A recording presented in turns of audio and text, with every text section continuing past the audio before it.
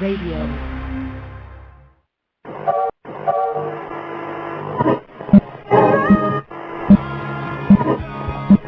Correctly with the correct amount. And now for our feature presentation. Sorry about that, folks. A little bit of maintenancing we had to do on our end to get the show up and running. And welcome to the series premiere of the Untitled Movie Show here on Retro Unlimited on blogtalkradio.com.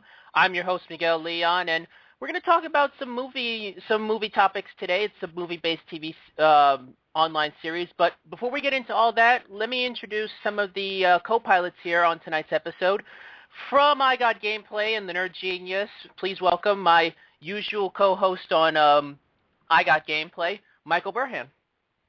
And also the sexiest man on radio, Miguel. Get it right. Get it right. Self-proclaimed sexiest man on radio. Hey, my mum thinks I'm handsome. That's very good, Burhan. And joining us, you can hear him laughing in the background, we have a special guest here tonight from XFI Radio, Clint Davis. Well, I would just like to say that Bill Clinton is happy to be on this program here, guys. I can see his boner. It's good to be on here, man. I'm glad we're kicking this thing off. I'm really excited, man. You know, it's I've been doing secondary hosting on Burhan's show, but this is the first time I've ever had a show that I can, you know, really lead myself. And I'm gonna be honest with you guys. It might be a little bit clunky, but hopefully as the show keeps going on, it'll get a little bit more, you know, we'll ease into it a little bit more, and you know, it's going to be an adventure for all of us. Well, I just had a little deja vu. It felt like we've done this before somewhere. I don't know. We have on some other network somewhere in another universe, but we're not going to talk about shit. Let's yeah. Let's go on about to the show, and I want to take the chance to welcome both yourself, Miguel, and you, Clint, to the Retro Island Network, because it's awesome. And being the first week on the Retro Island Network, it's great, guys. And all I want to say to everybody is welcome to the Untitled Movie Show, of course, because this is going to be awesome. I love movies. Oh, yeah, we all do. You know, Burhan's not just known for video games. He has his show Movie File, which I've seen, which is great. You know, I hope to see more entries into that series. Yeah, season 2's coming, believe it or not. Oh, definitely, man. I'm really looking forward to that. And Clint, I'm not sure what your connection is when it comes to movies. Hookers, dead hookers. Well, you know, I don't know. I mean, you know, I watch a lot of movies. I kind of like to keep up with what's going on.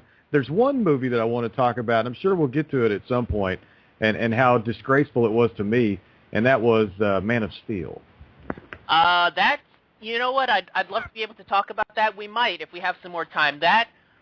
Tonight's topic, if you guys haven't already seen, is going to be on box office bombs of 2013. And while I would love to say that Man of Steel was a box office bomb, commercially, it made a ton of money for DC. And it's going to lead to a lot more movies in the DC universe, for better or worse, I'm sure. Aliens. That's where they lost me. Just like the fourth Indiana Jones movie. I'm out on the aliens.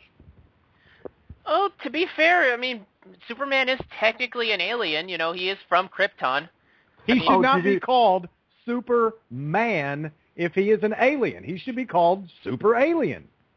That's one thing I want to say, though. Did you guys hear the rumor that's going on with Superman versus Batman and how everyone kicked up a shit fit over the fact that they were going to say that Wonder Woman was Kryptonian? It was like a rumor someone spread, and everyone was like, if it's fucking true, I'm going to fuck DC. Fuck Warner Brothers. Fuck them. Well, I've got my own gripes with Warner Brothers and DC, but in terms of the Batman versus Superman movie, they're shoving so many DC characters into there. They might as well just call it Justice League the movie at this point. I mean, you've got Wonder Woman being slotted into there. There's rumors of Green Lantern being slotted into there. I mean, it's ridiculous. And honestly, that was actually the original idea. I don't know if I mentioned that to you. We might as well call the movie Super Friends. No. The original idea. All right, a little bit of a backstory. Cool. Before Marvel kicked off their Phase 1 stuff with Thor and Iron Man and all that other stuff back in 2000, there were talks on making a JLA movie. They were going to go the opposite route, though, of Marvel, where instead of having a bunch of individual movies lead up to a big, you know, event film, they were going to have one Justice League movie, introduce all the characters in there, and then from there splinter each character off into their own separate movies. I remember they even signed George Miller on, who directed the Road Warrior. He was signed on as the director. I think they had like Armie Hammer from the Lone Ranger signed up to play Superman, and a bunch of other actors. Lone Ranger, horrible. On the head. Bad. We'll so get into that, trust me. But yeah, that was the original plan, and then for whatever reason, I think because of the success of the Avengers, DC was like, yeah, we're gonna shelve this idea and just copy what they're doing. You know, we're gonna have the separate movies that lead into there. So I don't know what Warner Brothers' plans are with DC. I mean, they've kind of, I don't think they know what they're doing. It's like they had one success with Batman, and they just kind of are just spitballing from there. Trust me, I can go on a whole rant of my issues with Warner Brothers and their creative control. The only thing I don't like about Warner Brothers is the fact that they took the damn dancing frog with the top hat off the TV. But I think they should make Ben Affleck every superhero from here on, and J-Lo should play Catwoman and Wonder Woman and everybody else related to female superheroes. No, I got to disagree with you on that. Affleck!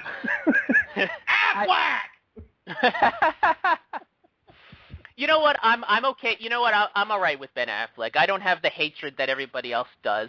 I'm actually one of the few people that didn't mind Daredevil. I thought that movie had way more potential than people give it credit, and I don't blame Affleck for it. That was all the studio's fault. It was only because he had a disability. That's why everybody took to the movie. It was because he had a disability in the movie. Now, you get him in something like Batman. I mean, seriously, who the hell wants to see Ben Affleck as Batman? I mean, I didn't even want to see George Clooney as Batman. Now, you know, we've got this other guy. George Clooney was just terrible. George Clooney was god-awful. You know, Val Kilmer was a stretch, but you put George Clooney in there. Then we got this latest guy that's done all these Dark Knight movies, and he's running around all the time going, I'm Batman. You're not going to like me when I'm angry. You know, I mean, he's just got a horrible voice for this thing. That might have been a little Incredible Hulk in there, but still, it was ridiculous. Yeah. Joker, I'm gonna kill you. Yeah, I'll admit the Bat voice was a little bit much. You know, I'll admit I did not mind the first two Batman movies. I avoided the third one because the third one just looked too bloated for my taste. It kind of felt like it gave me flashbacks to Spider-Man 3, and I did not want to see it. But I still haven't seen it. Third one at all. The third Dark Knight movie? Yeah, I haven't seen it at all because as soon as they were like, oh, we're going to put this person, I was like, yeah, I'm not watching that. Well, now you got to distinguish between the third Batman movie and the third Dark Knight movie, because the third Batman movie was one of the greatest things I've ever seen. It was the one with Jim Carrey, Tommy Lee Jones. It was those two guys are class acts. They did a great job playing Two-Face and I didn't like his Two-Face. The reason being was because Harvey Dent was black in the first movie, and then suddenly in the third movie, you know, he ended up being white and red. I was like, just looking at it thinking, okay, Harvey, you went from being black to white and red. He was white and old, and then in the Dark Knight he was young. I mean, it was crazy how that worked out. Well, that actually was a Schumacher call, by the way, because they did still have, Warner Brothers still had Billy D. Williams signed on to play Two-Face in the third movie. In fact, that's why he signed on in the first Batman. It was, I'm going to play Harvey Dent on the premise that I get to play Two-Face later on, and then when they gave the rights to Schumacher, he decided to go with Tommy Lee Jones because he felt Jones was a bigger actor, and so he had Warner Brothers pay out Billy D. Williams to get him out of his contract. Schumacher did a great job with the third one. He did a great job with you know, when he got Tommy Lee Jones in there, when he got Jim Carrey in there. But he ran the fourth one into the damn ground, and he kind of killed it for me. You know what? I defend him, and the only reason I do is because if you hear the behind the scenes on that movie, that was 100% studio interference. I mean, he said it best in the commentaries. They basically made Batman and Robin to sell toys. That's why. But what happened with, you know, putting Arnold Schwarzenegger in the get down, we have to get out of here. You know, we're gonna freeze you. Looks like it's a freeze. Sub-Zero wins. You know, yeah, that was horrible. that was gimmick casting on their part. But you. I don't think he's completely absolved, but I'll admit, Batman Forever, in terms of the two Schumacher movies, I actually prefer Forever over Batman and Robin. Batman and Robin is just way too cartoony, but we can go and started on na Clooney. Clooney. Well, I don't know, man. I'll say this about Clooney. He was sleepwalking. That was a sleepwalking part. He even said it. He was like, I didn't really want to be Batman. Yeah, that was more of just his publicist was like, listen, you play a superhero, it's an instant bank, you'll make tons of money, and sadly the movie did make a ton of money for what it was. I went to go see it in the theaters. I was young. And chicks dig any dude that plays Batman. I mean, look at, but I think Clooney's a major douche anyway. I mean, anybody that's going to break up with Stacy Keibler is a major douche in my opinion. True that, man. True that. All right, let's start off with the main topic then. Tonight's episode. We do have a call on line 1. Do you want me to answer it? Oh, it's a caller from the 407 area. That's Orlando. Yeah, pick him up. Hello, caller. Caller from the 407. What's your name and where are you calling from? Hey, Miguel, it's Nick. Oh, hey, Nick. What's going on, man? Nick's a buddy of Nick. For those of you guys who don't know, he's a buddy of mine from Orlando. He and Chris. He's a friend of mine through Chris Jester. You know Jester, right? Right, Burhan? Yes, I do. And the constant comments, he talks about raping people. I was in Jester's fantasy football league halfway through the season. Somebody dropped off. He put me in it. I carried the team. I'm actually the guy who dropped out, man. You took my team. You drafted a horrible team. What is up with you? I didn't really try this year. I admit it. Wait, I think we have something for that. There you go. There you go. I appreciate the call, Nick. What's on your mind, man? I couldn't agree more with the whole Batman and Robin thing, and I think the reason they had a big cast was to just get more toy sales ultimately. I mean, you think about it, you get that many big-name stars in it. Oh, they'll go see the movie, then they'll go buy the toys, we'll make tons of money. I think it's an insult that they actually made any money off that piece of crap. Yeah, that was totally a marketing, just we need to make as much money as possible. That was back during the time when I don't think they really took comic book movies seriously. I mean, you look at a lot of the comic book movies that came out during that time, and they were basically just there to market to children. With the exception of The Crow, which I think is one of the best comic book movies I've seen. I can't argue with that. I liked Spawn. I was probably one of the only guys that liked Spawn. I don't mind Spawn. My only big beef with Spawn is I was not a fan of Michael Jai White in that movie. I get why from a marketing perspective why you put a guy like that in that role, but I don't know. He just didn't carry the Spawn aura that well in my opinion. I mean it was a fine summer blockbuster, but it's nothing to write home about. Oh, by the way, Retro on Lim, Stephen, our sort of Lord and Savior here, who finances the station, says he would cast Rick Moranis as Batman. Love Rick Moranis. Hell yeah. He likes Spawn. Well, that's definitely some Joel Schumacher era gimmick casting right there. Yeah, the only reason I even watched that movie was I'm sorry. Go ahead, man. No, it's fine. Burhan, you were going to say something? I think the only reason I even checked out Spawn was John Leguizamo. I'm a big fan of his, but that was really the only reason I checked it out. That dude had range and a fucking half as Clown. He really made up for his shitty Luigi. Oh, he was the best part. I'll watch a bad movie if the villain is good enough. Like, I'll watch... I'm one of the few people who actually really loves the 95 Judge Dredd, mostly for Armand DeSantis' performance. I mean, he chews up scenery left and right. I love that. You talking about John Scenery? No, scenery chewing. Like Judge Rico from Judge Dredd. The villain in that. Never saw that movie. I'm not a big Stallone fan. Can't stand him. Well, Nick, you got anything else you want to add to the program, or do you want to just hang on and join us in this conversation? If you got any room for me anytime, I'd be glad to stay on. Yeah. I'm not doing anything right now. I tell you, you know what? Yeah, you can stay on the line. We'll keep you on the line then, and you can join us in on this conversation. Then we appreciate having you on, buddy. No problem. And whoever said the Lone Ranger is terrible, I could not agree with you more. My God. That would be me. That would be Clint Davis. We will definitely. My God, I can. Oh God! Thank God I ate dinner before I started this conversation. I'm actually eating dinner right now. I made a last-minute run to Taco Bell before the show started.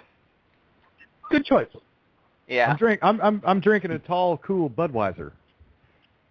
All right. Lying in bed. Yeah, I have some Jägermeister Spice. It's over Down my it. girlfriend's, what Shot! seems to be our apartment right now.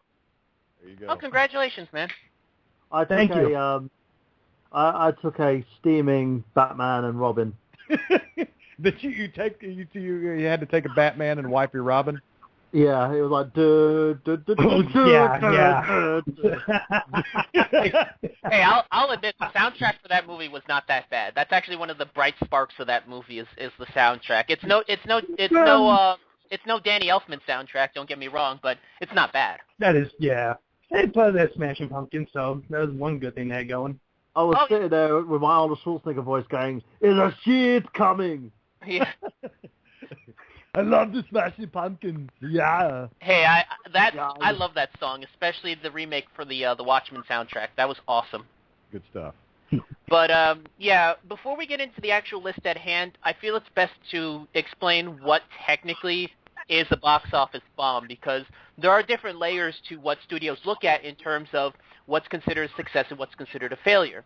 You've got the over layer of it, which is, can the movie make back its principal budget domestically? For example, a movie like one of the movies we're going to talk about, After Earth, cost $130 million. I'm pissed. James Wow. Smith, I'm getting sick of that little shit. We'll get more into that when we go down the list, but a movie like that cost $130 million and had to make $130 million back domestically. That's the first layer of a movie's success. After that, you go into the second layer, which is international sales. And international sales are usually there to pay for any other lesser payments, because the principal budget that they always talk about in, talking about the production, that's only what it takes to actually make the movie, to actually, get the movie together. It doesn't factor in marketing. It doesn't factor in actor salaries. That type of stuff is usually done through the international market. So when a movie is released worldwide, the way they calculate the the total worldwide sales, if I'm not mistaken, I think the equation that I saw was you have to take the worldwide budget, the worldwide gross, divide that by 2, and subtract it from the principal budget. And if the movie, if the movie is 0 or more, it's considered a success. And You're killing me with the math here. At any point, are we going to talk about The Last Exorcism Part 2? And is it really The Last Exorcism? That was one fucking long exorcism if it took 2 parts. Honestly, that was actually on the list of bombs. I just didn't put it on because I'm surprised that movie made it to theaters. That to me just screams direct to video, that for some reason they were like, yeah, we can put this in the theaters. I don't know. It was going to be on the list, but I left it off and only put like the really big bombs. Well, real quickly, Miguel, they had a budget of $5 million. Worldwide gross was $15.1 million. So, I mean, they made a little bit of money off of it. Opening weekend, they did $7.7 million. So they did almost half of their worldwide gross on opening weekend. But I think people got one look at this damn thing, and they were just like, this is ridiculous. Yeah, but it's funny, though. It's weird because a lot of movie theaters, being stateside movie theaters, they usually focus a lot on the domestic buys, because that's where you make your money in American sales.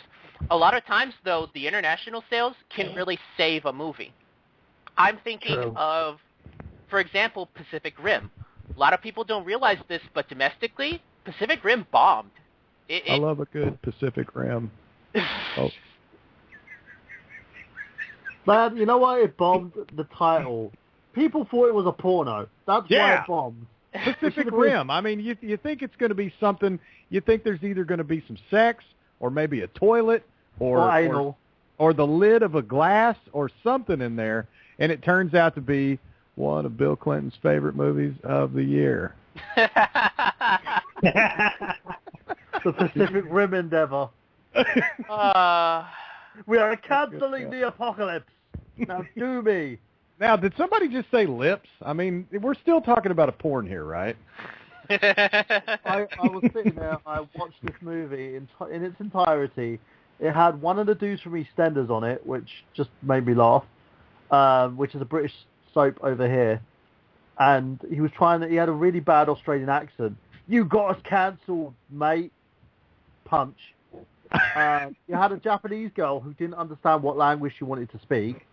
Half her dialogue was in English, half her dialogue was in Japanese. I've got a funny feeling it's because she couldn't speak proper English. That's probably why. I'll say this about Pacific Rim. I love you. No, I'll say this about Pacific Rim. I enjoyed the movie, but not because of the main characters. And that's not to say that they're not good. I mean, I love Idris Elba in anything he does. I think Charles Hunnam is a fine actor. I mean, if you've seen Sons of Anarchy, that guy can act his way, through anything. I just think that the material they gave them just made the main characters just really non-existent, almost just there for exposition. To me, the movie really was saved by its side characters. Like, I smiled when I saw Clifton Collins pop up with that bow tie and the suspenders and the slick back hair. I'm like, he's there he's got to be anime influence. Like, he looked like he jumped right out of like a late 80s, early 90s mech anime. Like, I smiled when I saw him. And Ron Perlman it's Ron Perlman. I mean, he's obviously a great actor. Yeah. The two scientists, I mean, the movie really, to me, aside from the special effects, was really carried by all the side characters. Everybody else that was there seemed to be just a sieve for exposition, just to keep the story going. Sorry. But, going back to what we were talking about, that movie, it cost $190 million, only made back $100 million in the States, but it made $300 million internationally. So you can't call it a bomb. It made its budget back and more. And they've already announced Pacific Rim 2. They're already in talks to make the sequel. Del Toro's coming back to direct it. Oh well, we all can't wait for that shit to go down. You know what? They should just basically be calling it Pacific Rim 2: The Twins. Simple. That'd be a way to get the audience in. I'm going to throw it out to you guys. If I'm the company that produced it, which I think it might be Warner Brothers, I don't know. I haven't. It was really Warner, yeah. If I'm Warner Brothers and I see, all right, we put tons of money in this movie. It bombed domestically, but made a ton of money back internationally. It's a statewide company. They don't really market to international markets that well. Do you take the risk and make the sequel? Can you count on this movie being able to make its budget? No. Both? Oh. No. And who is the smarter movie watcher? The foreign folks? And now I'm not speaking anything bad about people overseas. The foreign folks, Mexicans here? Internationally, yeah, right down to the North Texas. Are we talking about smart movie fans who pay for this stuff overseas? Are they paying more for these movies? Is that why they made more money? Or are more people more interested in this stuff? Or do people in America just not give a shit anymore? Well, I already said this in the pre-show, but it's still, I don't know what it says about the American movie viewer, but do you know what actually beat out Pacific Rim in the box office when it opened? Tyler Perry Presents Peoples. No, that actually did bomb, but I refuse to talk about a Tyler Perry movie. But unfortunately, the movie that beat it out was Grown Ups 2. What? Yeah, Grown Ups 2. Seriously? Grown Ups 2 opened up that same Friday and beat it out. It made more money than it did in the box office when opening weekend. I shouldn't even be surprised that they made it Grown Ups 2, but yet I was, considering the first one was not really that good. I think it was wonderful. But, my feel-good movie of the year, the best thing I have ever seen, and this was a heartwarming story. It was something that really hit home with me, The Incredible Burt Wonderstone. I heard about that. I actually heard one of that in my marketing classes at UCF. We talked about that film. Was it any good? Man, it was wonderful. It was awesome. I've got a 13-year-old son that can't stop watching this thing. Their budget was $30 million. Their worldwide gross was 22.5. So, I mean, they didn't make near the money that they should have on this thing. Opening weekend, they made 10.2. But Steve Carell and Jim Carrey, they brought back the magic from 2003 from Bruce Almighty. Oh, it was so awesome. But it wasn't. I still love that movie. It just wasn't what they thought the entire thing would be. Yeah, it was one of those movies where if you're a film buff, if you're like someone who loves comedies, you'll love this movie. But because it wasn't full of explosions and shitty dialogue, people basically didn't flock to see it. And it was a shame. It was such a great movie, such a standout, and I applaud everyone that was in that movie. It was full of magic. You know, that whole scene... I don't know who that was that said that they haven't seen it, or if anybody even did that. I might have just imagined that. But if you haven't seen The Incredible Burt Wonderstone, you got to watch The Trick. Now, I know it's all movies and it's all smoke and mirrors, but you got to see the magic trick at the end of that damn thing. They did a wonderful job. But I'll tell you another movie, and we may be hitting on this. We may just leave it alone. Black Nativity. I've heard good things about it. I've heard the biggest problem that people have with it is that it deviates a lot from the actual play that it was based on. But I haven't heard anything bad per se about it. I mean, it's got people like Forrest Whitaker and Angela Bassett in it, doesn't it? I think it's... Yeah. And even Jennifer Hudson was in this thing. But they lost, and that may be... Who is that guy that was on... not the guy that burned in the car. The guy that was on the Fast and the Furious. The black guy that was on there. I can't remember his name. Tyrese Gibson? Yeah, Tyrese. That Tyrese, buddy of mine. But they lost $10.5 million on this damn thing.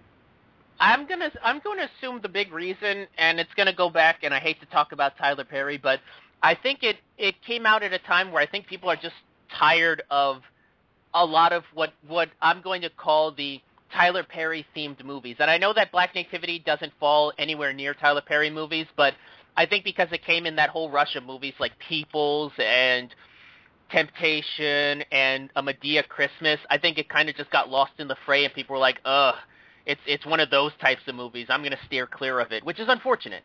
Now, when you say those types, are you referring to black people?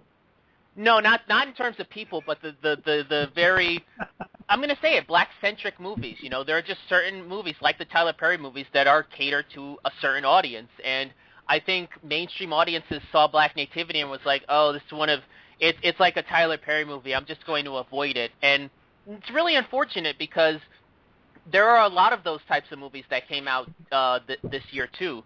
Like, what was that one that came out? 12 Years a Slave, I think it was. And what? There's other movies that came out this year like that, where it was centered around an all-black cast and stuff like that. And there have been a few that have been good, but you know, the mainstream movies like that, they've mostly been Tyler Perry movies, and they have not been good. I've heard nothing good about Temptation or A Medea Christmas or Peoples, and I think Black Nativity just kind of got lumped in with those, and it's unfortunate.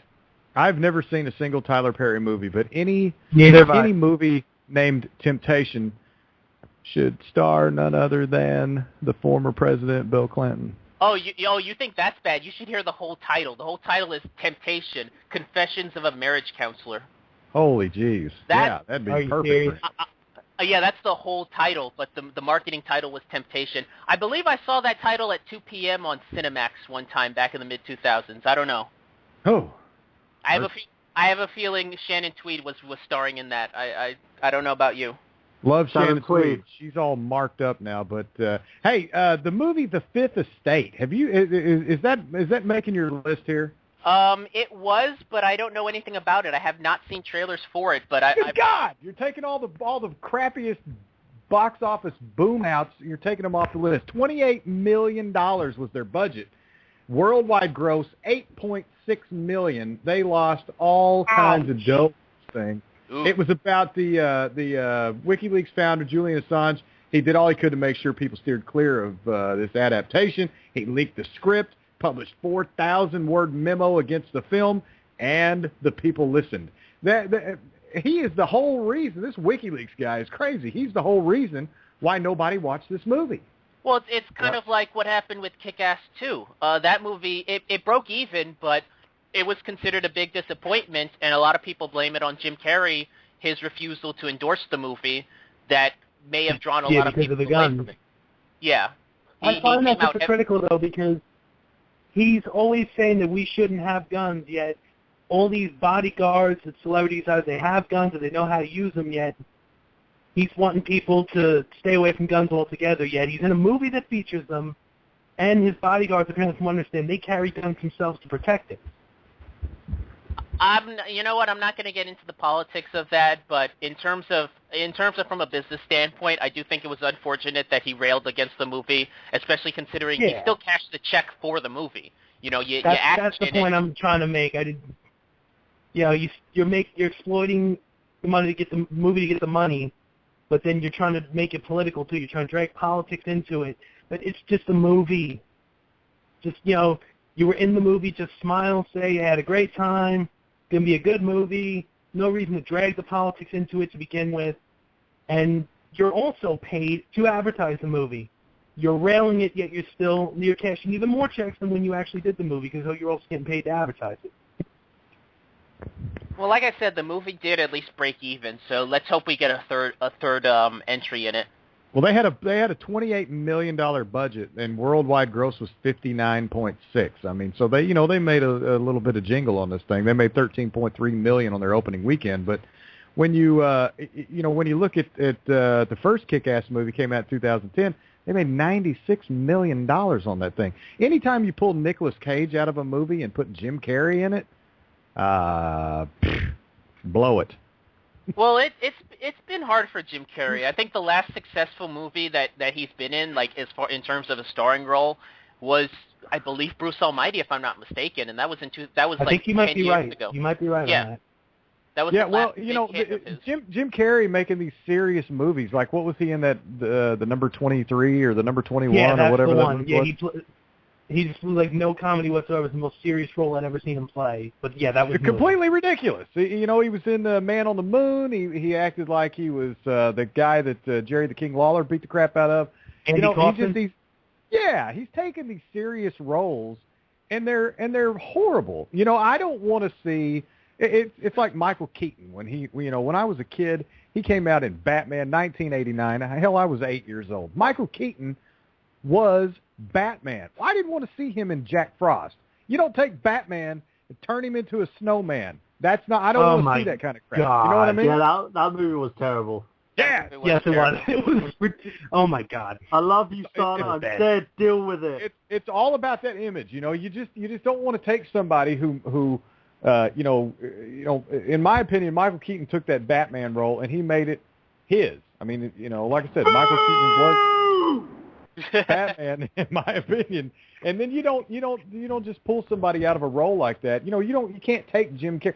Jim Carrey was great, and we're going back to the Batman Forever. He was great as the Riddler. That's the kind of role. There was a little bit of he kind of integrated a little bit of the Jim Carrey persona. Well, the Ace Ventura persona. He kind of integrated a little bit of the Ace Ventura persona into the Riddler. That's how we want to see Jim Carrey. That's why we all laughed at it. I've got to talk about him again. My 13-year-old son, he loves the Ace Ventura movies. Then when I showed him Batman Forever, he started dying laughing because he saw Jim Carrey acting like he always does, acting like Ace Ventura. But you can't put him in these serious roles and then expect it to turn out normal. It's ridiculous. Only a select few actors can do that. Like, to me, and I know that this guy's done a lot of garbage, but I don't mind Robin Williams when he does a serious role. He can do the silly stuff, but I don't mind when he does stuff like Good Will Hunting, Awakenings. I even like Patch Adams, and I know that's a sin because a lot of people dump on that movie. I like it. Love Patch Adams. I love that movie. Doug Walker would probably rape you for saying that. Who? The nostalgia critic, he went off on Patch Adams. He wasn't a big fan of it, but you know what? I enjoy the movie. I love his performance in Good Will Hunting. I remember his performance in Awakenings with Robert De Niro. I thought that movie was good. I mean, yeah, he's been on and off with his hits and misses, but I think he's a guy who can go from doing the silly and slapsticky to serious acting, and not many actors can really do that. Yeah, and as serious as Patch Adams was, it had its funny moments too.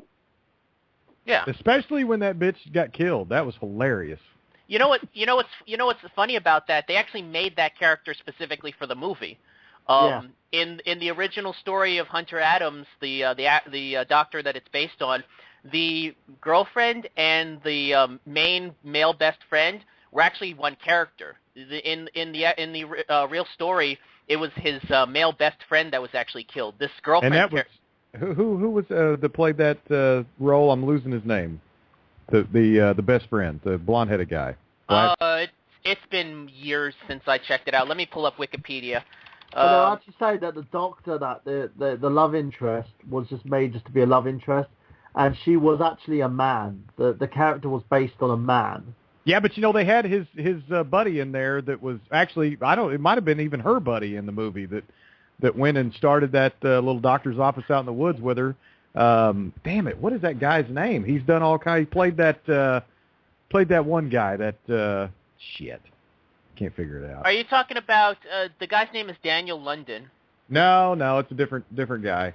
Philip Seymour Hoffman? Yeah, that's the guy right there. Philip Seymour Hoffman. He's another guy who's like extremely amazing as an actor, but has played some really shitty roles. Yeah, he can either do really good or really bad. Twister? Tubular! He's Fantastic! like Extreme! He reminds me of the Dos Equis guy. Yeah, that was Philip Seymour Hoffman is one of those guys when he strays away from like Oscar bait movies, he's not very good. But when he sticks to stuff like Magnolia or his role in Capote or let's see Doubt, that one where he plays a priest, like when he or The Master recently, when he sticks to like Oscar roles, he's great. When he deviates from that, he's a little hit or miss. But he's a great actor. I agree. Great. Yeah, I agree. I just saw him recently, Miguel. He was in the second Hunger Games movie, and I don't know, I kind of feel like that was another hit or miss role that he portrayed because, in my mind, it wasn't one of his best. But again, I don't know if you would call the Hunger Games Oscar worthy, but that's just me. I don't know. Well, we'll talk about those young adult adaptations as well because there's a few on here on my list. But let's actually start going into that. Let's go into the first few movies on this list, and I'm actually including these first three all came out within the first 2 months, and I'm including all of them together because they all kind of fit a theme, and that is big-budget action bombs. These are three movies that were headed by big actors at the time that did not make its money back, and I'm going to start off with a movie that I did see in the theaters, and I saw this as a midnight screening, and that's The Last Stand. No! Well, how did that make your list? It's $45 million budget, only made back 12 domestically. It bombed. Oh, worldwide though, 48.3. They at least made 3 and some change on that thing. Well, remember, like I said, when you talk about internet, when you do the worldwide gross, you have to make twice as much as that to offset the marketing. So they actually did lose money worldwide. And people don't know this little factoid here, but this was Arnold Schwarzenegger's lowest box office opening since Junior in 1994. Where he was pregnant? Oh, that movie deserved to bomb, but this one didn't though. I like this movie. This movie. Have the baby.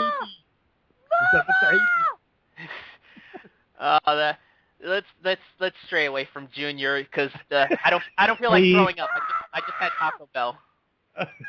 The Last Stand, man. I love this movie. It had a little Johnny Knoxville in it, had some Schwarzenegger in it. I was, I love this thing. The only guy that can prove getting hit in the balls gets you a film career. Oh man, yeah. He's Burhan, you're a little bit faded back there. I don't know what happened with your microphone. Yeah, what happened? Are you slouching? I said that Johnny Knoxville's the only person that can prove like getting hit in the balls gets you a film career. He plays a good side character. He was all right in Walking Tall.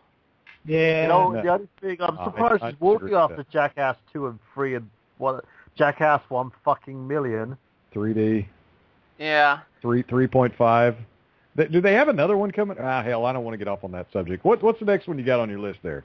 Well, before we move on from Last Stand, I had a lot of fun with this movie. To me, it was like a low-key modern-day Western. Like, it felt like if they remade, Rio Bravo as a 90s high-octane action film. You had the stuff with the car, and it really very much is an old school siege movie. You know, you've got this group of 4 or 5 people holed up in this town trying to keep the bad guys from getting through, and I actually liked it. And considering it was Arnold's first role in 9 years, he brought it. You know, he did the best he could. Obviously, he's up there in age, but you know, his first role back in almost a decade, you'd think would be a big selling point. And yeah, this movie didn't make much money. I hope it recoups its losses on video, but I mean, at least we got Escape Plan, him and Stallone. That made money. That was a good, pretty solid movie. Yeah, but you know what? He had one little shroud of acting talent in that movie. He actually spoke Russian with one of the guards, and his acting, the way he was emoting, everything clicked so well. And I think he's suffering from kind of the Jackie Chan effect, where he does English language movies, it sounds like he's a retard. And when he goes overseas and back in his own country, he actually sounds really good. I can't believe you just put John Wayne, Dean Martin, and Ricky Nelson in the same category as Schwarzenegger and Johnny Knoxville. I don't know if I would throw Rio Bravo into this type of mix here.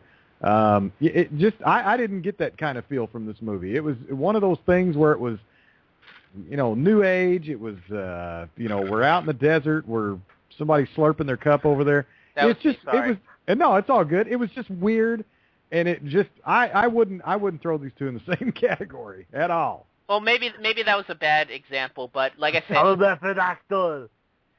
I'm gonna have a baby. Yeah. Junior. I'll make love to Sarah Connor. My super box office smash hit monkey movie, Jingle All the Way. Arnold, that movie came out 10 years ago. You came out 10 years ago. Who came out 10 years ago? Put that cookie down. I miss those Schwarzenegger bits that he used to do on Conan, the cutout Schwarzenegger mouth. Conan! The ones on Mad TV that Will Sasso did. Will Sasso did probably the best Schwarzenegger I've probably ever seen. Oh, hands down. Oh, by the way, does anyone remember a very young Will Sasso in Doctor Who? He was in Doctor Who. Oh, really? Yeah. Do you remember the Doctor Who movie that they did? Oh, the Fox pilot? Yeah. Oh, he was in that one? He was actually, the morgue attendant. That was him. Well, that's interesting. I haven't seen it. I've heard so-so things about it. Even Who fans don't even consider it to be in canon. It is in canon. They've actually made, Stephen Moffat has actually made it in canon now. Huh. Oh, okay. Well, I'm not much of a Who fan. I've thought about getting into it, but that's one of those things where it's just so big. Watch that movie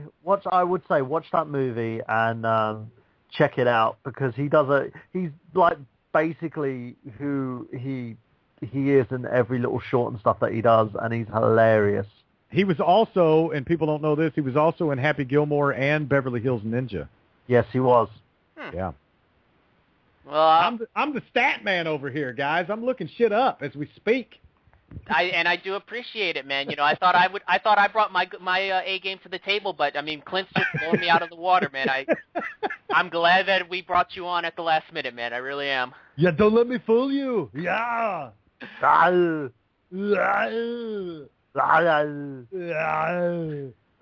right. And on that note, let's go to the next big action movie, which I'm actually surprised that this didn't make as much money as it should have, considering it's got a great cast, and that's Parker.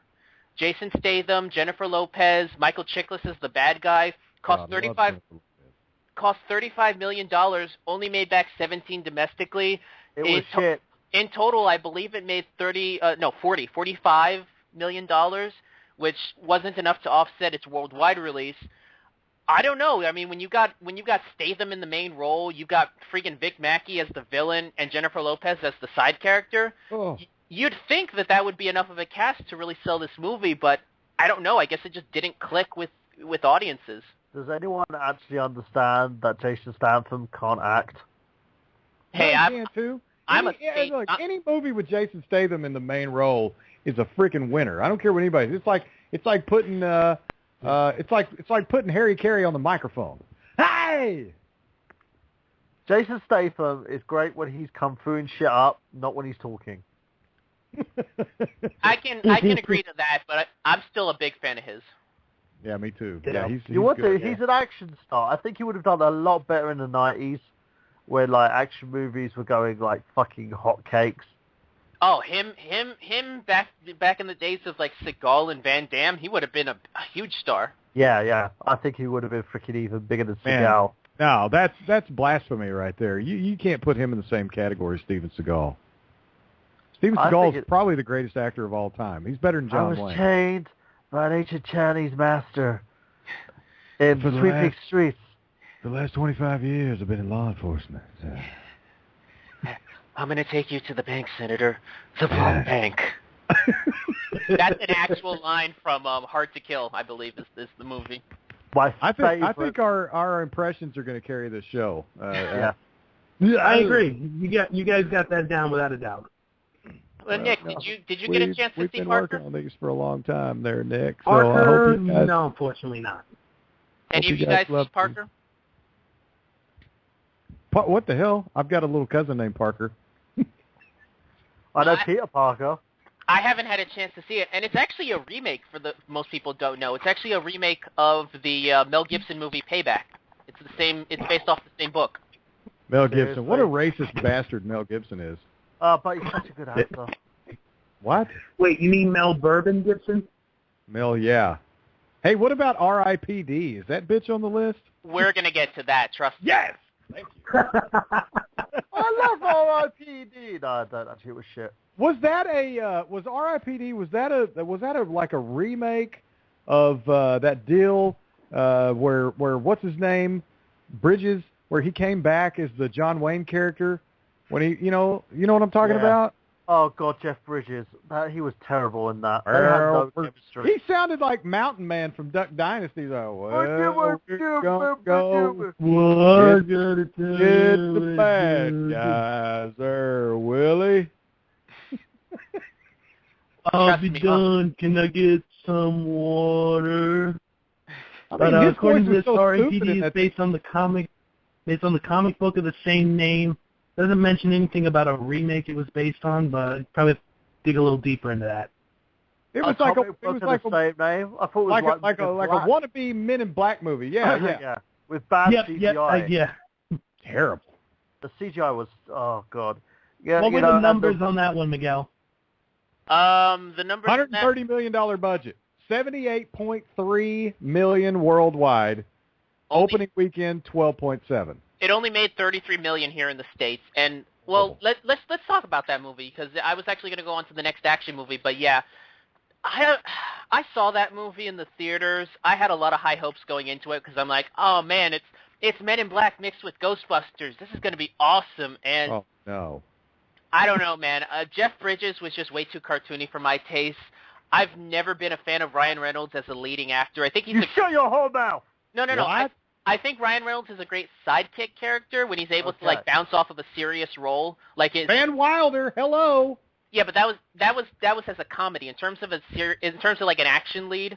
I thought that was serious. I thought. I thought Van Wilder was. And Miguel, let me put it in retrospective. What are you talking about? Do you know who was originally cast as the role that Jeff Bridges ultimately played? Zach Galifianakis. John Wayne. Yeah, but he was dead. Zach Galifianakis was originally going to be cast as the I think that would have been a better choice. He would have been a better choice. The chemistry would have been a lot better. The reason why Reynolds didn't really work in this movie, one, his character was devoid of any stole something and then gets freaking killed after he's like, oh, okay, I want to give it back. I'm going to give it back. So, what's with the hot chick and the Chinese guy? What I just don't get that part. I didn't see this movie, but I saw the preview. Well, what happened was, right, he gets killed by Kevin Bacon, by the way, who's the only thing that saves this movie. Barely saves this movie. I will say that. He gets shot. He's lying there basically dead after, like, a deal gone wrong. His partner shoots him. He goes up into heaven, gets partnered with Bridges. They come back down, and they have to be given IDs while they're on Earth. Jeff Bridges is the hot chick, and he's like this little freaking weird Chinese man.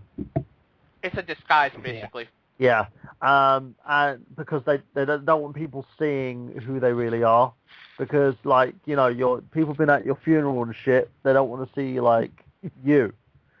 So it goes through all of that, and this is the thing. It's just badly written, bad direction, bad CGI. Reynolds was not the worst thing in this movie, but he had no character depth. There was no reason why we needed to feel sorry for his character. There was no reason why we wanted to say, oh, poor guy, fuck off, you stole something and then got shot in the back. That should have been the end of the movie. Yeah, it's a poorly written character, no chemistry between the main characters, and honestly, the humor, a lot of the one-liners and the comedy just kind of felt flat to me. Like, yeah.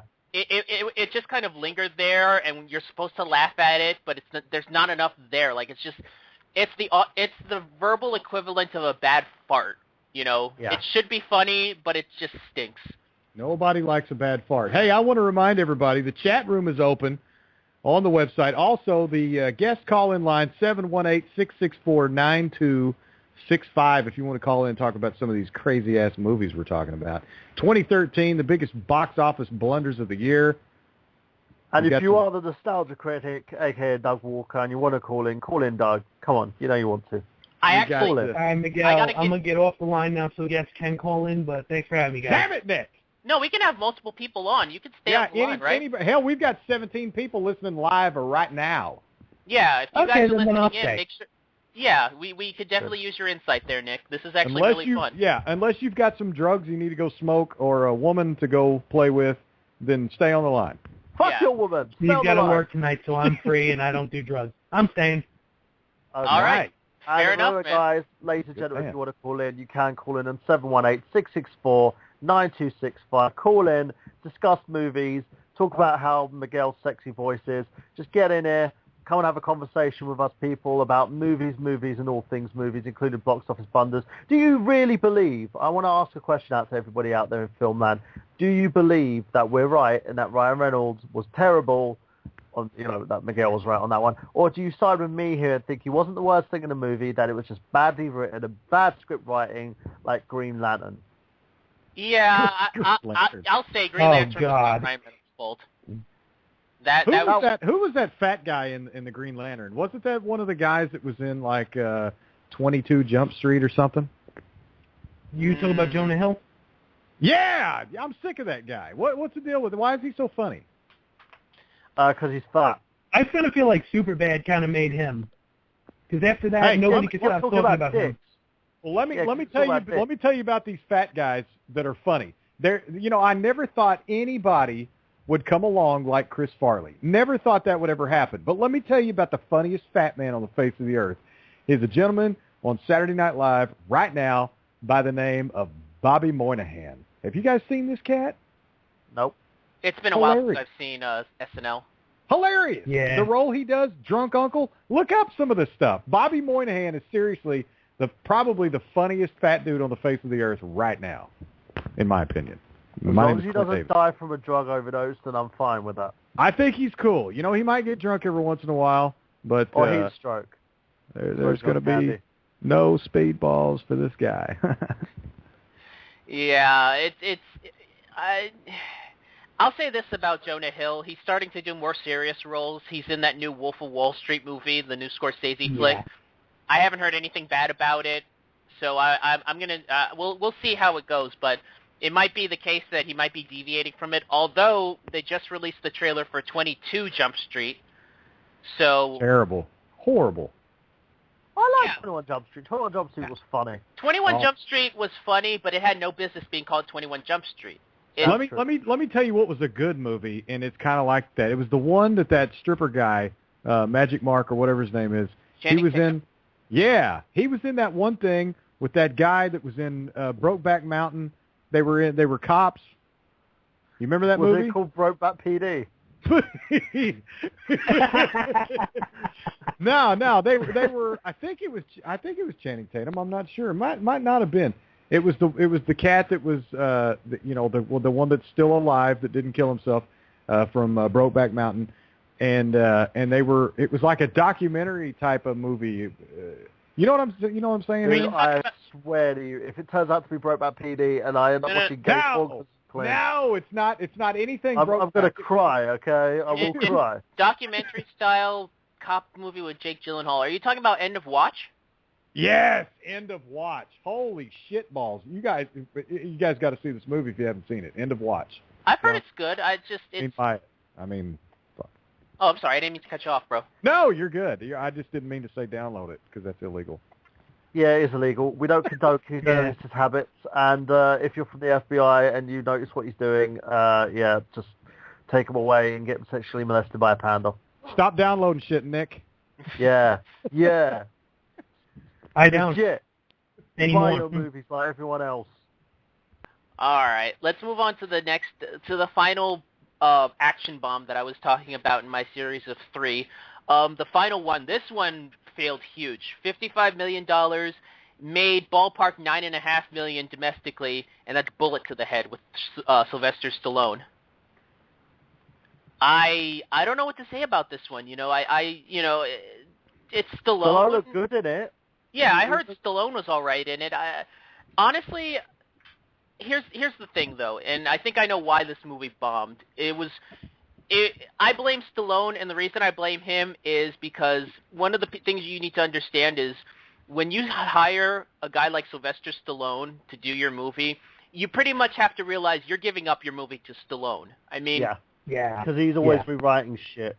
Yeah, basically, for those of you that don't know, this movie was actually supposed to be released about a year before it ended up being released. It was supposed to be released in, let me see what I have written. It was supposed to be released, actually a year. Yeah, it was a full year before it was supposed to be released, last year. And what happened was Stallone did not like the cut that Walter Hill made, who directed it, so he took the movie from Walter Hill, he re-edited it, and released it as is. Now, I don't know if Hill's version is better or worse, but you know what? That's the risk you make when you bring on Sylvester Stallone. He's going to do that. Well, all I'm going to say to Stallone is, Stallone, step away from the duck. He's a liability anymore. Stallone is a huge liability to movies. And he was always a liability to movies. As soon as you got a little bit of clout. Well, it's like this one movie that just came out with him and Robert De Niro. I mean, who wants to see Stallone in a serious role in like a stupid... You talking about Grudge Match? Rocky versus Raging Bull. A stupid remake. Nah, man, it's a remake of Rocky, only he's not, he's not doing that whole damn thing. It's all You talking about Grudge Match? Yes, that was terrible. Honestly, I think in terms of Stallone, I think his drawing power as a star, as a singular star, is pretty much done. And I think the reason you're getting movies like Grudge Match, Escape Plan, and the Expendables movies is because he realizes he needs more than one actor to bounce off of. He can't head a movie just on the name Sylvester Stallone alone. Has anyone actually seen the Expendables movie? Every time the guy talks, he sounds like he's got Tourette's. Hey, I love the Expendables movies. Those are like live action cartoons for me, man. But the thing is, the big draw of the Expendables movie is shit blows up. The acting talent is not the draw of this movie. That's what people want to see. They either want to see some shit blow up. Go ahead. I'm sorry, Clint. No, go ahead.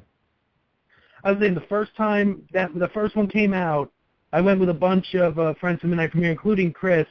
We actually were trying to guess how many explosions were going to occur during the movie. We're actually trying to see who could get the closest. And our friend Benji was the closest with 15. I believe it was 17 total. That's the whole thing we were focusing on, was counting on... That's all it was. It was explosions. Well, that's what people pay to see. People, they want to see... That is true. Especially when Stallone is involved. You either want to see things explode, you want to see things get shot, or you want to see things get knocked out and laying on the canvas. That's all a Stallone movie is all about. Yeah. I don't think I've seen a Stallone comedy that's ever been good. Has he ever made a comedy? What the hell comedy? I doubt it. Really? No, he has. He's done. There was in the 80s. Stop or My Mom Will Shoot. Stop or My Mom Will Shoot. There was, yeah, that had that hot chick from the Golden Girls. Yeah, that was a great movie. Okay, that's just nasty. Thank you for being a friend. Oh, yeah. There was that movie. There was Oscar by John Landis. There was Rhinestone back in the early 80s. So I didn't mind Oscar too much. Oscar was fine. it was John Landis directing it. So Landis is actually not a bad comedic director. But he's done so many of these comedies, and they've really not been very good. I had no intention of seeing Grudge Match, and based off of the review that Brad Jones did, the Cinema Snob, he said it's one of the worst movies he's seen this year. So I'm going to take that to heart. But Expendables 4. Oh, well, yeah.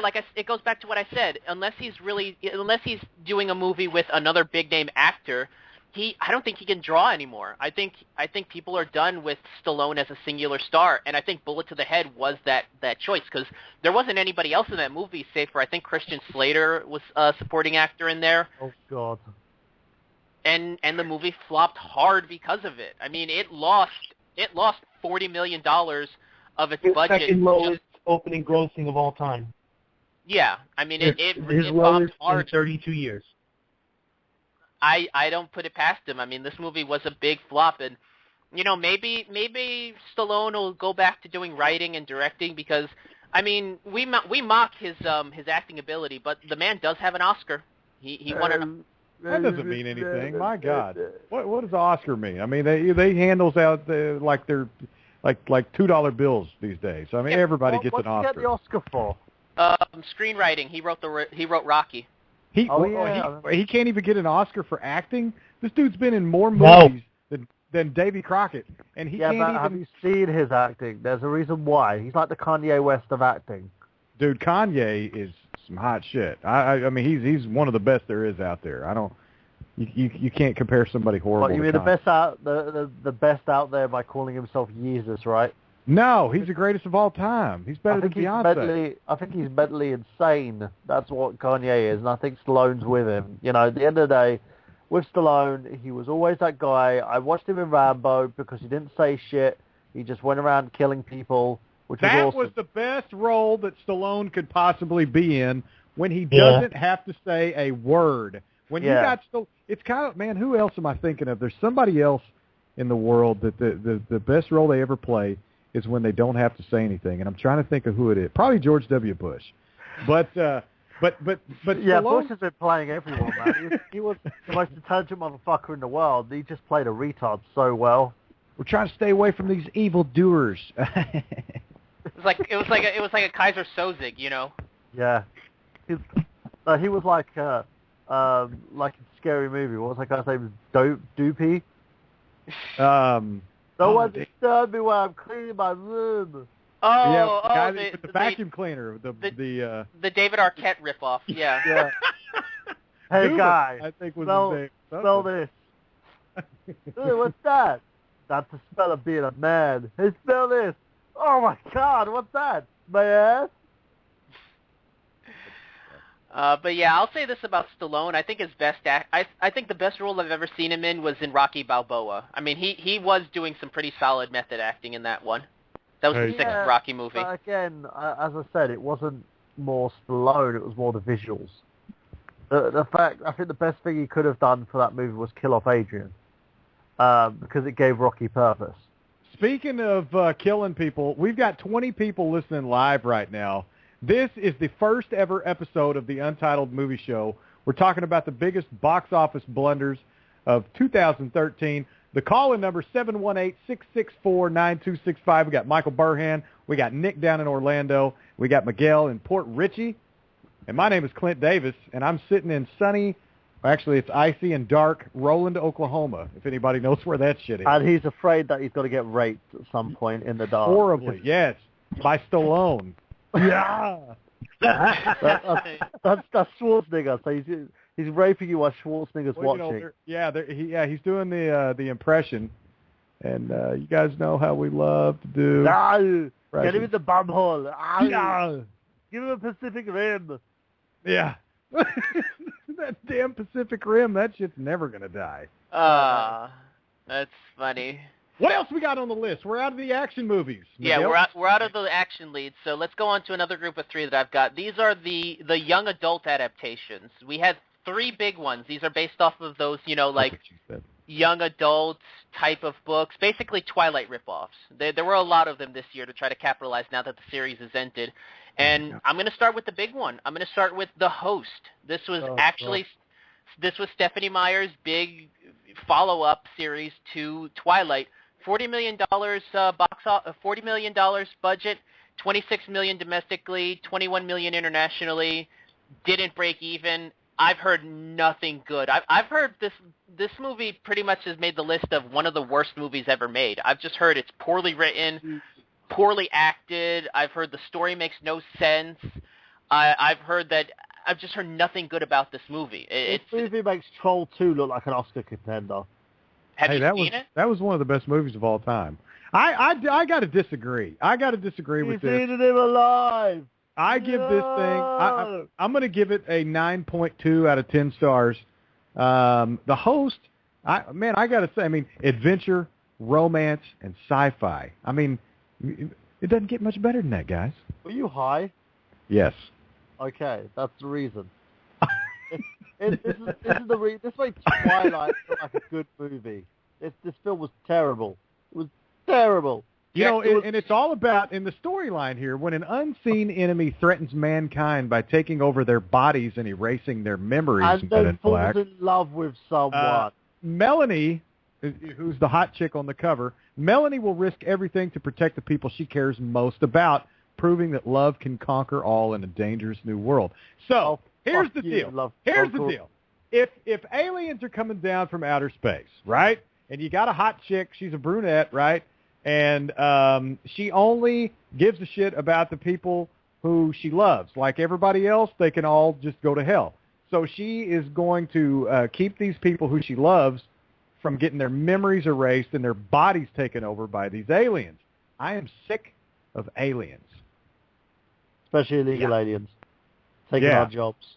Yes, North Mexico is Texas now. That's what The Host was about. It was a kind of a commentary on Mexicans. Well, you guys over in London are taking most of our jobs, so I don't appreciate that, Burhan. I'm sorry. Sportscast on XFI. I know they're outsourcing. Yeah. I'm just like, welcome to XFI, where I know nothing about MMA.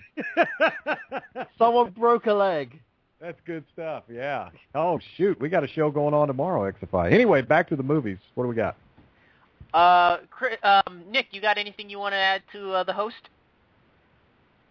I saw Stephanie Meyer's name on it, and I didn't even bother. She is hot, dude. But it sounds like I should have, according to Clint, I should check it out. Yes, you definitely need to see it. Stephanie Meyer, she was born in Connecticut back in 1973. Her family settled in Phoenix, Arizona by the time she was 4 years old. And just a great... Does she have any nude pics? That's all I need to know. She went to high school in Scottsdale, Arizona. She was awarded the National Merit Scholarship. She used it to pay her way to Brigham Young University in Utah. Brigham Young. Yes, where they have multiple wives out there. She's 5 feet 4 inches tall. That's kind of hot. I don't know about you guys. She's kind of pudgy. That's pretty nice. Well, like the boobies out there. Yeah, no, she does need some love. Yeah. Oh, there's an ugly pic of her. Damn, that girl needs to... Oh, back to normal pics. That's better. Just like Troll. Plenty of love. She's a vegetarian. She is married to Christian Pancho Meyer. Now, don't get him confused with Eric Estrada from Chips. Just saying. Sausage. Daddy, would you like some sausage? She's a feminist. She says... okay, that's it. One of her... Yeah, me too. This is one of her personal quotes. Everybody has a little bit different definition, but to me, what I think it should be is that you shouldn't have to do anything or not be able to do anything because you're a woman. Okay, I'll tell you what, right? When the men get equal rights for women on childcare, then come talk to me, Stephanie. Look, I'll say this about it. For somebody who claims to be a feminist, she created probably one of the least feminist characters in literary history with Bella Swan. That is the least feminist character I've ever seen. Just crazy, emotionally dependent, slightly manipulative. I mean, I think Doug Walker said it best. If Bella Swan was written as a villain, she'd be the greatest villainess of all time. Yeah. If you really read between the lines of the Twilight series. But the Host didn't do well, but I think it did better than some of these other ones. The next one is Mortal Instruments. $60 million budget, $31 million domestically, $49 million internationally.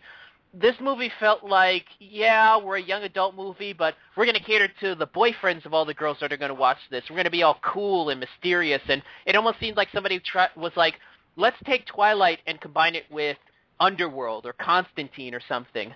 Can I just say, what's it called again? Mortal Instruments. Is this Take my Mortal Instrument. Yeah, it's Mortal Instruments. It's Mortal Instruments City of Bones, yeah. This thing got 6 stars out of 10, and the storyline, for people who are not familiar with this, I definitely wasn't. I had to look this thing up. When her mother disappears, Clary Frey learns that she descends from a line of warriors who protect our world from demons. This is getting even better. We've gone out of aliens and we've gone to demons. She joins forces with others like her and heads into a dangerous alternate New York called Downworld. See, this whole movie, I've seen the trailers about it. If this movie had more adult actors and maybe was more of a rougher PG, it could be a solid B movie. It seems like something that the Underworld producers would make, like that I, Frankenstein movie. Yeah. Like it would seem that, but you could just tell from what I saw in the trailers that this movie was clearly pegged for teenagers, young adults, and I think that's what drew a lot of people out of it. Honestly, like I said, if this movie were handled a little bit more rougher, got some, more seasoned actors, this could have been a pretty decent B movie. Who would you have cast in a movie like this? If you had, what do we got? We got Lily Collins, Jamie Campbell Bower, Robert Sheehan. We've got 3 people here. Well, probably 4 main characters. If you were taking a movie like The Mortal Instruments, and anybody can answer this, Nick, Burhan, or Miguel, you guys, whoever wants to take this thing, who would you have put 3 leading performers that you would have put in these top roles here? Well, considering we're talking about Constantine, I probably would have taken the main male character and cast Keanu Reeves just to be safe. What? I didn't mind him in Constantine. I thought he was all right. Well, that is safe. You're right. That's a safe pick. I would have taken.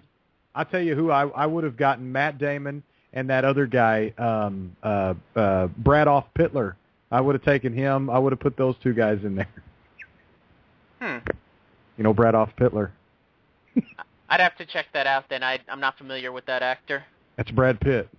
Oh, okay. He took Brad Pitt and Adolf Hitler's name to combine them, Miguel. Yes, Bradoff Hitler. That was in, what was that, the guy that shows his balls in every movie? Oh, God. Mark Wahlberg? No, Marky Mark and the Funky Bunch. It was, that one guy with the mustache, the Ali G guy. Oh, Sacha Baron Cohen. Sacha Baron Cohen. Yeah, that was in Borat. Yeah, Bradoff Pitler. Or no, maybe that was in Bruno. Yeah, that was in Bruno. That was one of the best movies ever. All right, yeah, but like I said, Mortal Instruments, I don't know what to really say. I think after the failure of The Host, a lot of these young adult novels, I think, really suffered from it, which leads us into the third movie, which is Beautiful Creatures. $60 million budget, $19 million domestically. I don't know what to say about this movie. I mean, the only actor I recognize is Jeremy Irons, and wonderful actor, by the way. He's a wonderful actor. I think he's very underrated, but it's just nothing about this movie really drew me in. To me, at least with Mortal Instruments, there's a cool supernatural twist to it. This just seemed like Twilight with witches. It just didn't have anything going for me, and this movie barely made a third of its budget back in the theaters here in the States.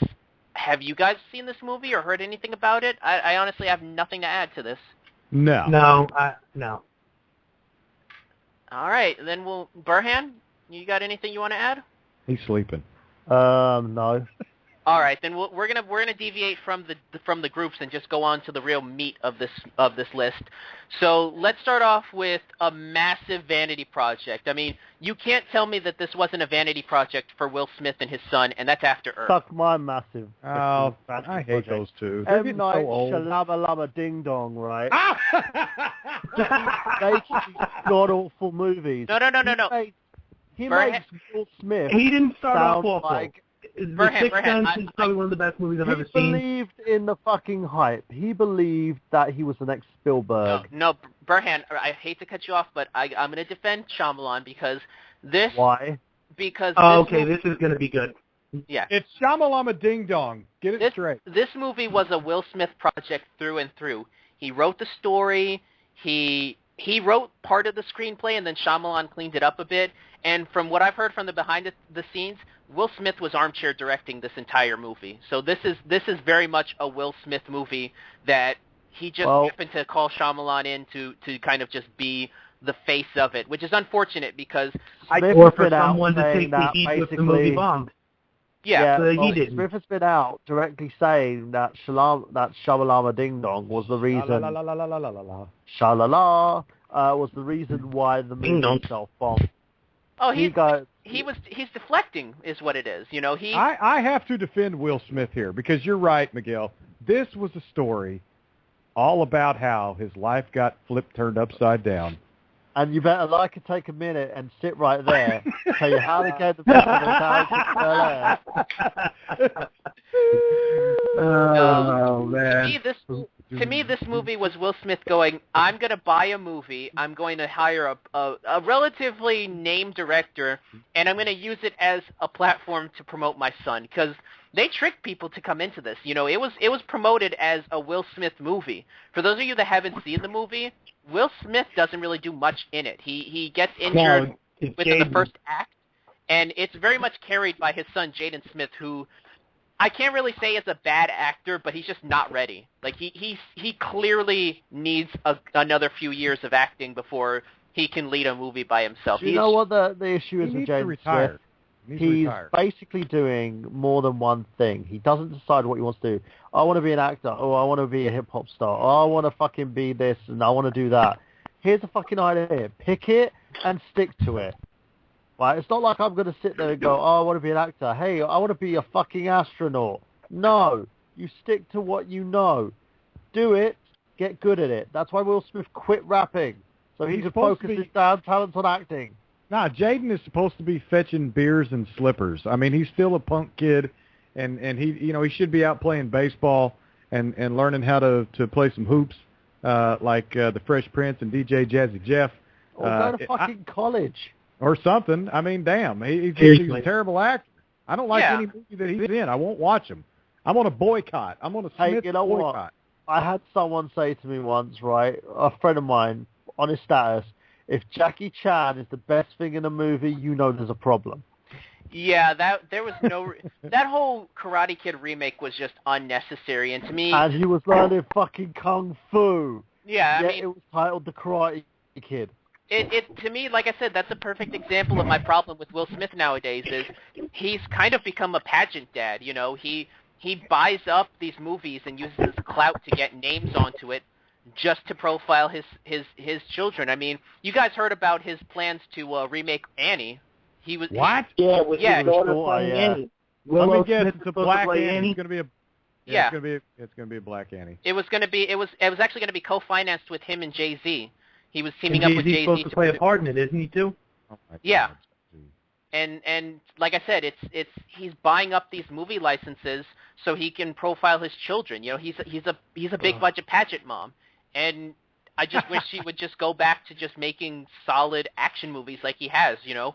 Hopefully with Bad Boys 3 in development, that'll be the case, because that's one of the movies I am looking forward to. So you know what I would like? I would like if him and his kids took a break. Go to Disneyland. This is something with the family. Just stop putting your kids down everyone's throats. Will, it's a bad mistake. You don't want to do that, because in the end of the day, your kids are going to end up either having a crack habit or basically being another Justin Bieber Or at the worst comes to worst, they're going to resent you because everyone's going to hate them and throw tomatoes at them and swear at them and threaten to kill them and stuff. It's stupid. Just stop it. Stop it now before they end up getting emotionally scarred. And nobody cares about him. Like we don't give a shit. Like, I know he's real proud, and Will Smith is all like, these are my babies, and nobody cares. Like, we just don't, they're not good. They don't act worth a crap. Or Sing, there was that whole him trying to get his daughter a rap contract, which thankfully Thankfully, Whip your hair back and forth. Whip your hair back and forth. I'll give Willow credit. She actually refused to take it. She actually told her parents she did not want to continue an acting career. She just wanted to be a regular kid. So ups to Willow Smith. She had the balls to actually do that. Maybe Jaden might actually have the balls one day to say, like, listen, I don't want to do acting right now. I'm not ready for it. No, he's a camera whore. If he's another the thing is, movie or two like after, that might be happening. The biggest thing for him to do, go to university or something, go to drama school. If you're really considering being a great actor, do that. Because everything you're doing at the moment stinks. He was like, the worst thing about it as well was the whole thing was him going through this journey to prove that his dad was an asshole. That was the whole film. The whole film, if you watch the Nostalgia Critic go on about it as well, he proves the whole film is literally him going through a journey with his dad saying, man up, son, man up. And then he finds his dad, they meet each other again, he gives him a hug, and it's like, Dad, you're a douche. No, he's always been a douche. My God. He's a camera whore, just like I said. Camera whore, big time. Both of them. Anybody in the... who I've got more respect for is actually the wife. What's her name? Jada Pinkett? Yeah, Jada Pinkett Smith. Oh, yeah. What a hottie that one is. Good Lord. I just need the Smiths out of my life. Seriously. I would really like to take a break from the Smiths. If they could... If Will and his family just went away for a bit. Did any of you guys see Jada Pinkett Smith attempt a career in metal? Like she actually had a metal band? I heard about that. Yeah, she has a Wicked rock Wisdom. band. What? She's got a rock Jada band. Pinkett Smith was the lead singer of a metal band called Wicked Wisdom. They actually did an announce that tour once. Well, I mean, did she at least look good while she was singing, or what? Yeah, she did. So, I mean, that alone right there. Well, I'll take it. Yeah, but, she still sucked balls. She's going to be my next Woman Crush Wednesday, that Jada Pinkett Smith. Yeah. What isn't enough for you, Clint, is it? What isn't enough? Well, I've got to try out with the Oak Ridge Boys to take over for the Giddy Up Papa Mau Mau guy. So I think after that takes place, then I'll go after Hollywood. All I'm saying is Shalama Lama Ding Dong had his name on this thing, so he deserves getting like some of the shit on this. Well, he you know what? Some of Jada Pinkett Smith. I would defend Shyamalan, but I've got 2 words for you on that regard. Airbender. Suck it. Oh, God. Enough said. Yeah. Yeah. Because that was that movie really it brought the whole new term to being Shyamalan. Yeah, that was a terrible movie, but I coined the phrase Shyamalan. Shyamalan and cheese sandwich. You should. Hey, folks. Hey, the call-in number 718-664-9265. This is the first ever episode of the, what is this thing? The Untitled Movie Show? Yeah. It is. And it's actually, so far so good. This is a beautiful entity right here. I mean, we got to get some folks to call in. So, hey, if you're on your phones, you want to call in, we got about, what do we got? About 32 minutes left. 718-664-9265. My name is Clint Davis, and I am as beautiful as ever. We got Michael Burhan. We got Nick down in Orlando, and we've got Miguel, the host of this damn thing, and we're doing it. We're doing it to it. We are doing it to it. Yeah, I'm enjoying this, man, and we're moving on to the next big movie, and that is a movie that actually, this movie was set to be released in June of 2012. It was delayed a full year. It came out March of 2013, and that's originally titled Jack the Giant Killer, released as Jack the Giant Slayer. Oh, God. I know who made this fucking movie. Bryan Singer. Oh. $195 million budget, $65 million domestically. Is this movie about the gave me guy from Duck fucking Dynasty? gas. No. This is the Jack and the Beanstalk remake. This Seriously? is like, yeah. And We made a movie movie- about this shit? This And that's- movie Yeah, they gave did. me cancer. this actually, I think what hurt this movie was the fact that the Warner Brothers didn't know how to market this movie. You saw trailers where that marketed it as like an adventure movie for kids, and then you had trailers that were marketing as like an edgy fairy tale revival, and they didn't know who they wanted to market this movie to. You know what this movie was? It was a bad version of Attack on Titan for kids. I wouldn't mind actually seeing a live-action version of Attack on Titan, to be honest with you. No, but Done this right. was a bad version. This was a Bryan Singer, I'm fucking got an ego, look at how amazing I am. That's why he's walked back to Fox, crawling on his hands and knees, giving the Fox executives a blowjob so he can do another X-Men movie. Love Listen. blowjobs. You know, where they went wrong was putting Ewan McGregor as a third-string actor in this damn thing. And if people aren't familiar with this, the storyline plot here, the ancient war between humans and a race of giants is reignited when Jack, a young farmhand fighting for a kingdom, and the love of a princess opens a gateway between the two worlds. Now, I'm going to tell you firsthand, where every movie goes wrong is when they put a woman in the storyline. It's just like Batman, you know, like all the Batman movies. Like you put Nicole Kidman in there. You put who that other lady that was in that movie with Harrison Ford where she was dead, she was underwater. What was that thing? Michelle Pfeiffer? Yeah, oh, no, that Michelle was Pfeiffer. good. That was good. I disagree on that one. No. But, you know, you get these ladies in these storylines, and the movie goes to shit. That's where this thing went downhill. Well, this movie had a pretty solid cast. You had Ewan McGregor, Stanley Tucci, Bill Nicholas Knight. Hoult. Yeah. I mean, it had a solid cast. I think the problem is that it did get delayed for so long that by the time it did come out, people just didn't care. You know, had it come out around the same time that you had movies like Snow White and the Huntsman and all these other like fairy tale revivals, Mirror Mirror for that regard, I think it probably would have been just as big a hit. But they delayed it for so long that by the time it popped up again, people were like, "Oh, that movie popped up. I don't care." I think where they went by that wrong time was they were sick and tired of fairy tale remakes. they had two guys named Ewan and one guy named Ian. That's where they went wrong.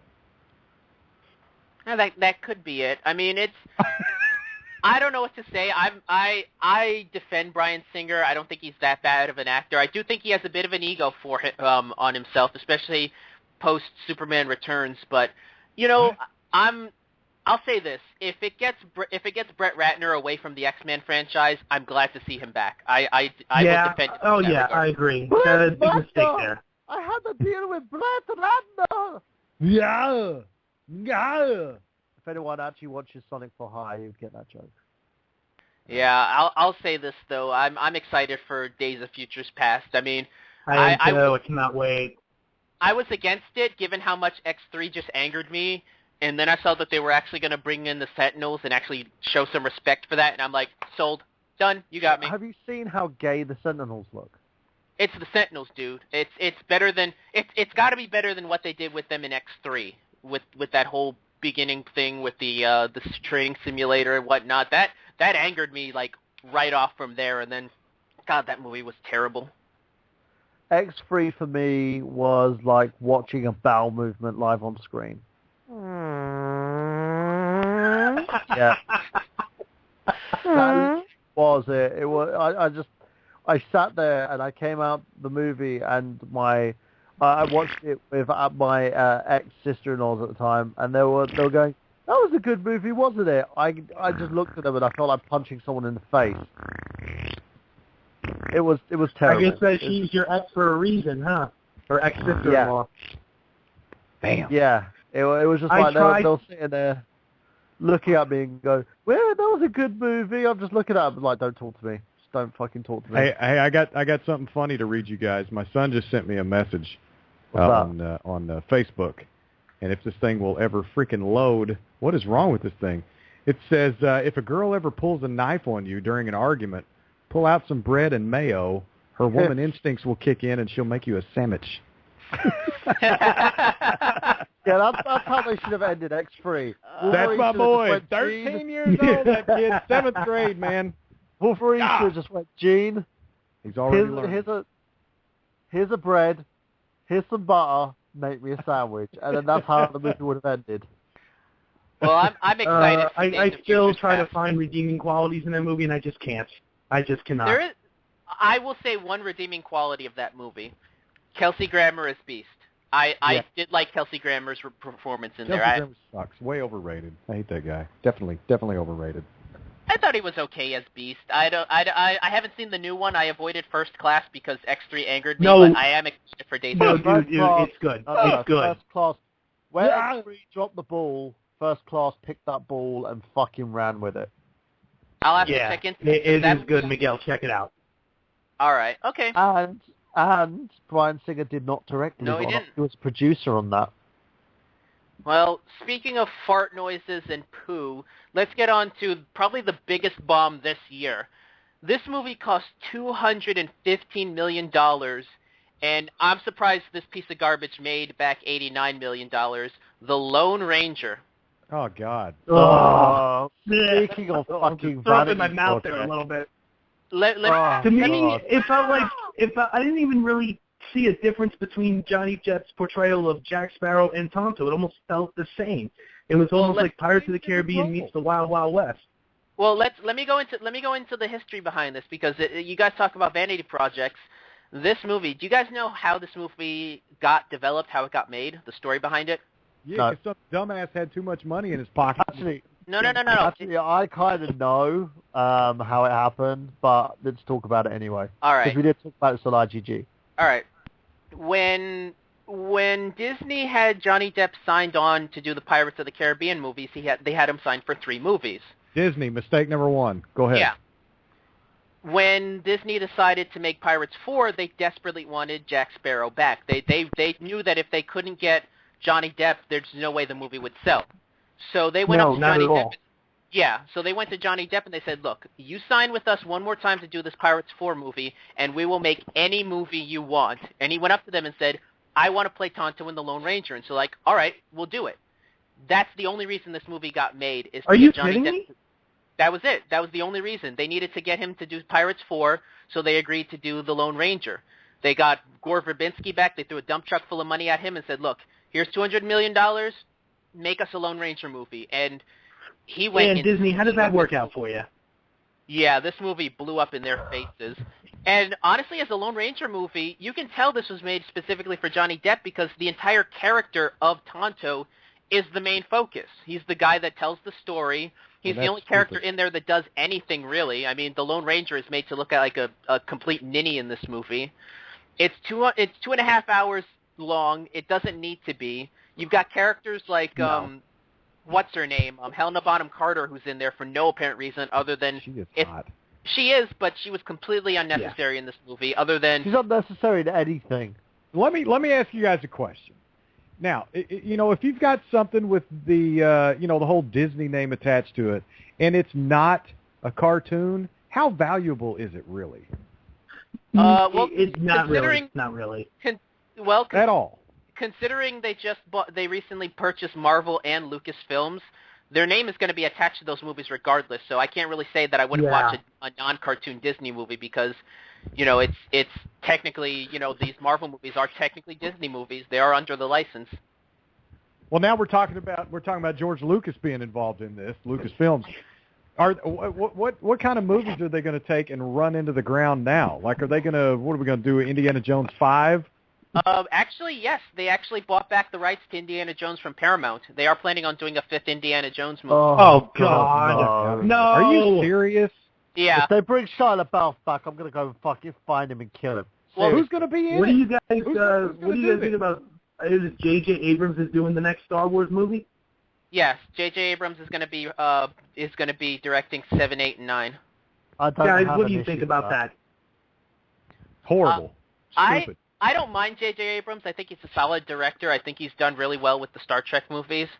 Honestly, no, he has. Don't get me wrong, but when you think Star Wars, I mean, the only name I would think of is George Lucas himself.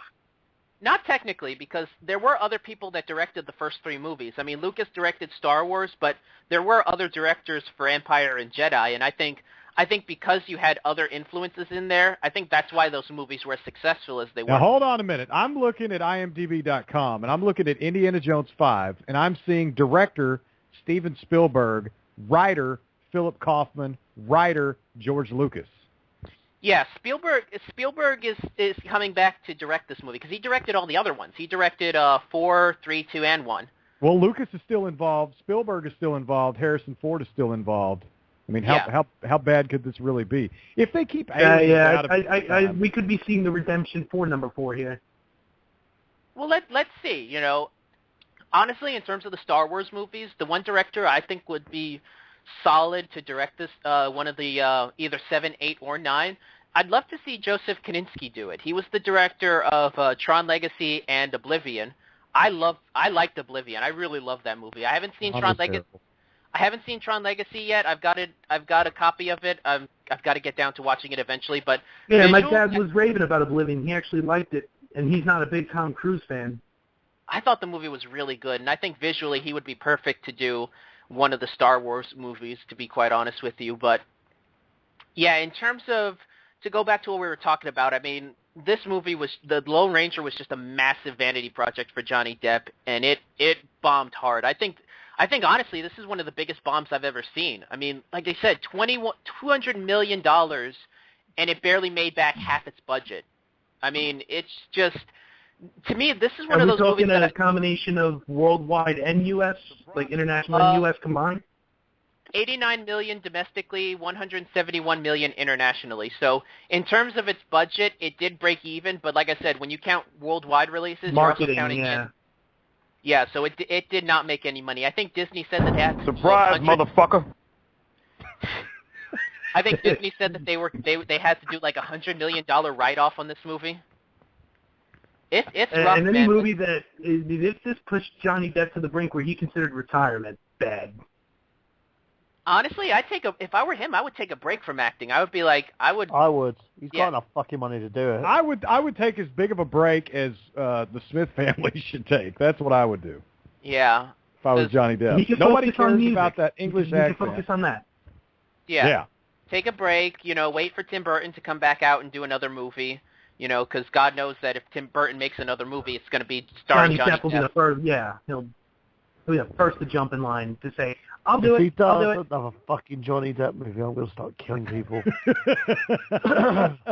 You know what? My favourite moment Johnny Depp recently was when he got killed off in 21 Jump Street. You know why he signed on to do 21 Jump Street, right? What was that? He signed on to be killed. He said they wanted him and the other guy from 21 Jump Street back, and they said, I'll only do it if you kill my character off, because from what I've heard, Johnny Depp is not proud of his work on 21 Jump Street. He does not look at that movie, that TV series highly in his past. He's not the only one who's not proud of his work on 21 Jump Street. Yeah, from what I've heard, if you bring up 21 Jump Street in interviews with Johnny Depp, he ends the interview instantly. That's one of the... you know what I got to do? I got to talk to him and say, Johnny, how you doing, man? How's 21 Jump Street kicking you? What? Yeah, it's one of those things you just don't bring up with him is his role on 21 Jump Street. That's why he came back. The two guys died in such a gay way as well, when they just they're both half dead, laying on the floor together, holding each other's fucking hands. Just, what? Hey, have you guys heard the Michael Bolton song on YouTube about Jack Sparrow? Have you guys heard that? Yes, it's him in the Lonely Island. This is beautiful. A tale of Captain Jack Sparrow. One of the best songs I've ever seen in my life. This is great. Maybe if they got Michael Bolton to do the soundtrack for Lone Ranger, it would have actually been a hit. Right. This is a tale of a man named Tonto. Tonto with a damn crow on his head. Good Lord. Yeah. Seriously. Jeez. Oh, fuck. What a shit. The look was hideous. Yeah, it's unfortunate, man, because I think a good movie could have been made out of Lone Ranger, but that wasn't it. I mean, you could have had it could have been like an old style, like Jerry Bruckheimer, just simple action adventure movie, but that movie was just so overblown. It's like I said, it's one of those movies that should stand as a marker for bad movies, and it's not, because we've got a bunch of others on this list. They had no idea what they were doing in that movie. Simple. Yeah. And it I don't think they cared either. Yeah, and it effectively ended the whole Bruckheimer-Disney relationship. That was like the nail in the coffin for both companies. That's unfortunate because I like Bruckheimer. I think he's a solid producer. I think he's done some really fun movies, and it's You talking about Jerry or Joe? Jerry Bruckheimer. Yeah, because people don't know about Joe. He's the outcast of the family. All right, there's still about Joe. What did he do? Did he kill and fuck a sheep or something? Is that why no one's talking about him? I don't even think he exists. Did he direct The Lone Ranger? It's blame on Joe. No. That was Gore Verbinski. Just blame on Joe Bruckheimer. I can't believe Gore took that role. I cannot believe he took that. I know they gave him a boatload of money. I still cannot believe he actually directed it. And it was his follow-up, I believe, to Rango, wasn't it? Rango? The Johnny Depp. No, Rango was movie? the cartoon when he was the voice of Johnny Depp did the voice of that. Was it a lizard or? Oh yeah, the thing with the gecko, yeah, with the big tongue. Yeah, that was Kiefer Sutherland guest starred and did all the Clint Eastwood Wild Wild West movie, infamous lines. He did that cameo. Wild Wild West. All of Clint Eastwood's famous Western movies, all those. Yeah. Okay, guys, all right. What were you gonna say, Nick? I was saying, in that it was the same movie where Kiefer Sutherland did come back, and he quoted in all of Rango's flashbacks. It was every infamous line from Clint Eastwood's Western movies, if I remember correctly. But yeah, there's one where Johnny Depp played the voice of the gecko. But as far as being a follow-up to that, no, I couldn't see it. Well, no, it was the movie he did after that. He did Rango, and then his next movie was The Lone Ranger. So to follow up, okay, yeah, I think that, yeah, then you might be right on that one. Yeah, follow up your filmography with that movie. I don't know. This might be one of the last Gore Verbinski movies we see for a while. I think he's going to be in the doghouse for a while in terms of Hollywood, which, it's unfortunate. I thought the Pirates movies were fun for what they were. I still love them to this day.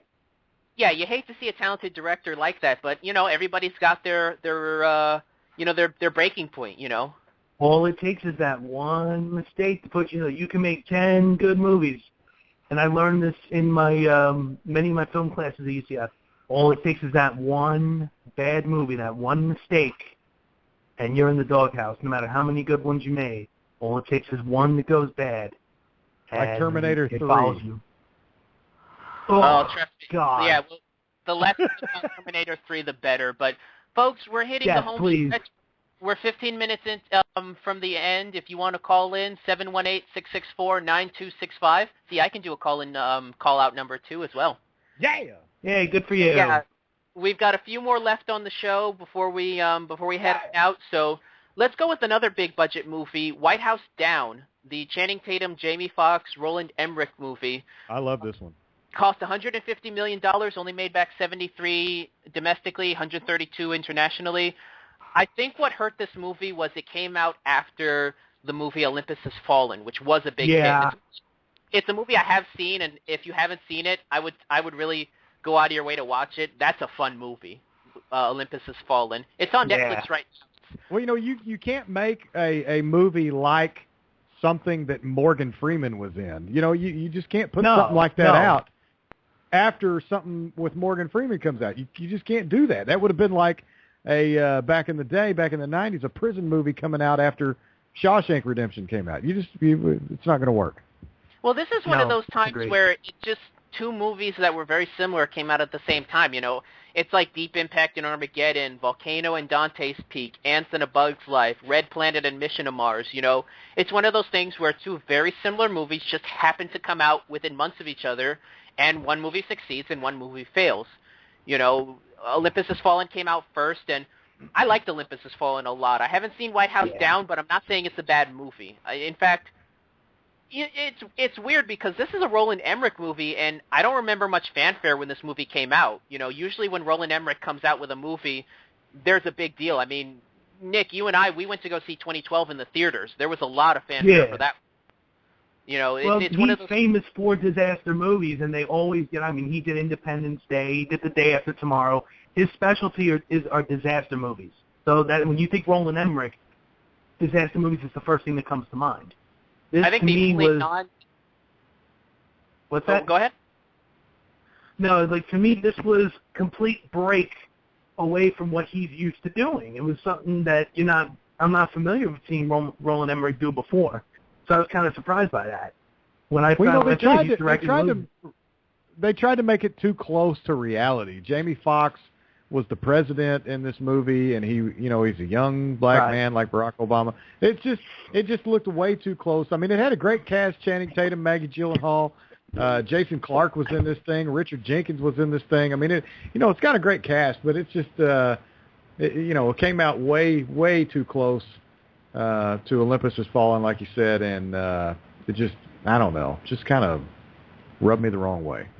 I think it also was the ad campaign, because I remember seeing trailers for this when it was first announced, and they very much made it as like a high-octane action movie, and then towards the release date, they started releasing trailers about it being a straight-up comedy. Like, they highlighted a lot of the comedic ends, so by the time this movie came out, no one knew what this movie was. Is it a tense action movie? Is it a buddy comedy? Honestly, by the time this thing came out, I was joking with my friends. I'm like, so they remade Die Hard with a Vengeance with the White House?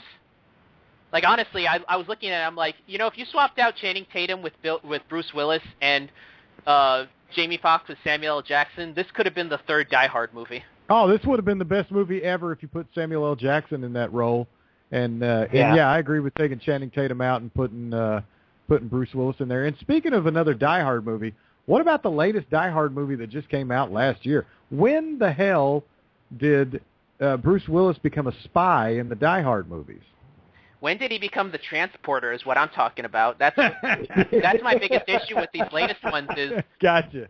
That's my biggest problem with these latest Die Hard movies is that they've become goofball action movies. Like, they're just throwing everything at this guy, and that wasn't what Die Hard was about. I mean, yeah, there were set pieces, but one of the things that made Die Hard so great is that Bruce Willis is just a regular guy. He's a guy put in a bad situation. He's got to fight his way through things. He's got to, save his wife from this terrorist, and he's just a regular cop guy. Whereas nowadays with these movies, I mean, he's flying trucks into airplanes and all this other stuff, and it's like, no, that's not Die Hard. That's the transporter. It's like his experience walking across glass turned him into some type of super ninja. Yeah, it's they're trying to make Die Hard appeal to newer audiences, and I think that's really, it doesn't need to. It shouldn't have to. It's Die Hard. It's one of the greatest action franchises of all time, and you shouldn't have to pander it to new audiences. You should be like, listen, this is how you do an action movie right, Yeah. Yeah, Die Hard was probably the best Christmas movie that ever came out besides Home Alone. Oh, yeah, that is a Christmas movie. You damn right it is. I don't know. It also seems to me like when it comes to action movies these days, it's how much bigger can you get as far as the stunts and the action in it. It's what is that next wow moment we can create that panders to the new audiences of today, too. It's just something I always seem to observe. I mean, if I'm wrong, please feel free to let me know. No, I completely agree. It's all spectacle nowadays. Yeah, I agree as well. It's not character driven. I mean, you look at like we said before, those early Seagal movies. They were, they focused a lot on the fighting, but they were very much character driven. You cared about the main characters, whether it was Forrest Taft or Casey Ryback or something. You cared about those characters. Nowadays, it's the stunt work and the CGI that draws you in, and very few action movies nowadays are character driven. It's the explosions. It's the fire. It's the blow-ups. It's like Clint was saying. It's all about that. It's how big can you make your explosion? How many can you have? Yeah. How many people can you shoot? How many people can you knock down? And how much shit can you blow up? That's what it's all about. Yeah. Like that's why I'll say there are very few actors that have been able to transcend that. Like, I'm a big Dwayne Johnson fan. I think he's one of those actors that has brought character to a lot of his roles. He doesn't, to me, fall into that facet of just being, a guy that makes explosions. He's got a personality to him. He would have been great in, like, those mid-'90s action movies, I think The Rock is a tool, personally. I don't think he's good in any of his stuff. I've heard people have issues with him, but like I said, it's hit or miss. I mean, my favorite movie this year was Pain. My favorite movie this year was Pain and Gain. I love that movie to death.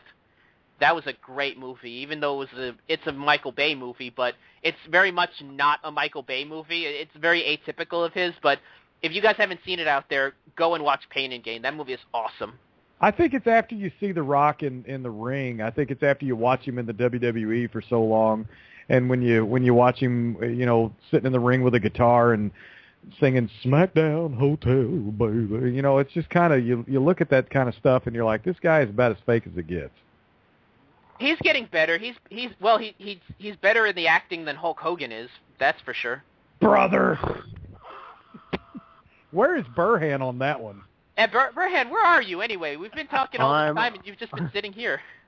I thought he actually hung up for a second. I thought I heard a phone call. I thought, oh no, we lost someone.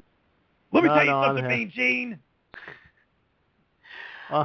Well, folks, we're in the home stretch. We've got almost 5 minutes left, so if you want to get some last-minute words in edgewise, 718-664-9265. The live stream is going to end at about 5 minutes, and we'll be finishing up in the podcast section, so in the archive section. So stick with us as long as you can, and if you miss out on the last bit, you can always download the show on blogtalkradio.com/RU Unlimited, I think is the name. Yep. Just search for Retro and we're on iTunes. Oh yes, we are on iTunes. The show, as soon as it gets archived, goes automatically on iTunes. I got to say something. This has probably been the best initial first episode of any radio show I've been on. I mean, this has been great. Gameplay. Did kind of. Sorry, I have to know that one. This is good stuff, man. I'm gonna have to keep coming back. I like this. Oh, I'd love to keep this going. I might end up changing the format though to focus more on movie news and leave these special episodes for like a once in a while thing, like a monthly thing. These 2-hour bits. I don't know. I've got to see because me and Burhan, we do IGG and we could spend a whole hour on just news. The first hour. Who the fuck is Burhan? Michael Burhan. I'm kidding. Totally kidding. Oh, they're well-timed, sir. Very well-timed. Surprise, motherfucker. All right. Let's go into the next big movie. Surprise, motherfucker. Let's go into the next big movie, which I saw the trailers for this movie, and I don't know what to say about this one. Ender's Game. $110 million budget, $61 million domestically, $27 internationally.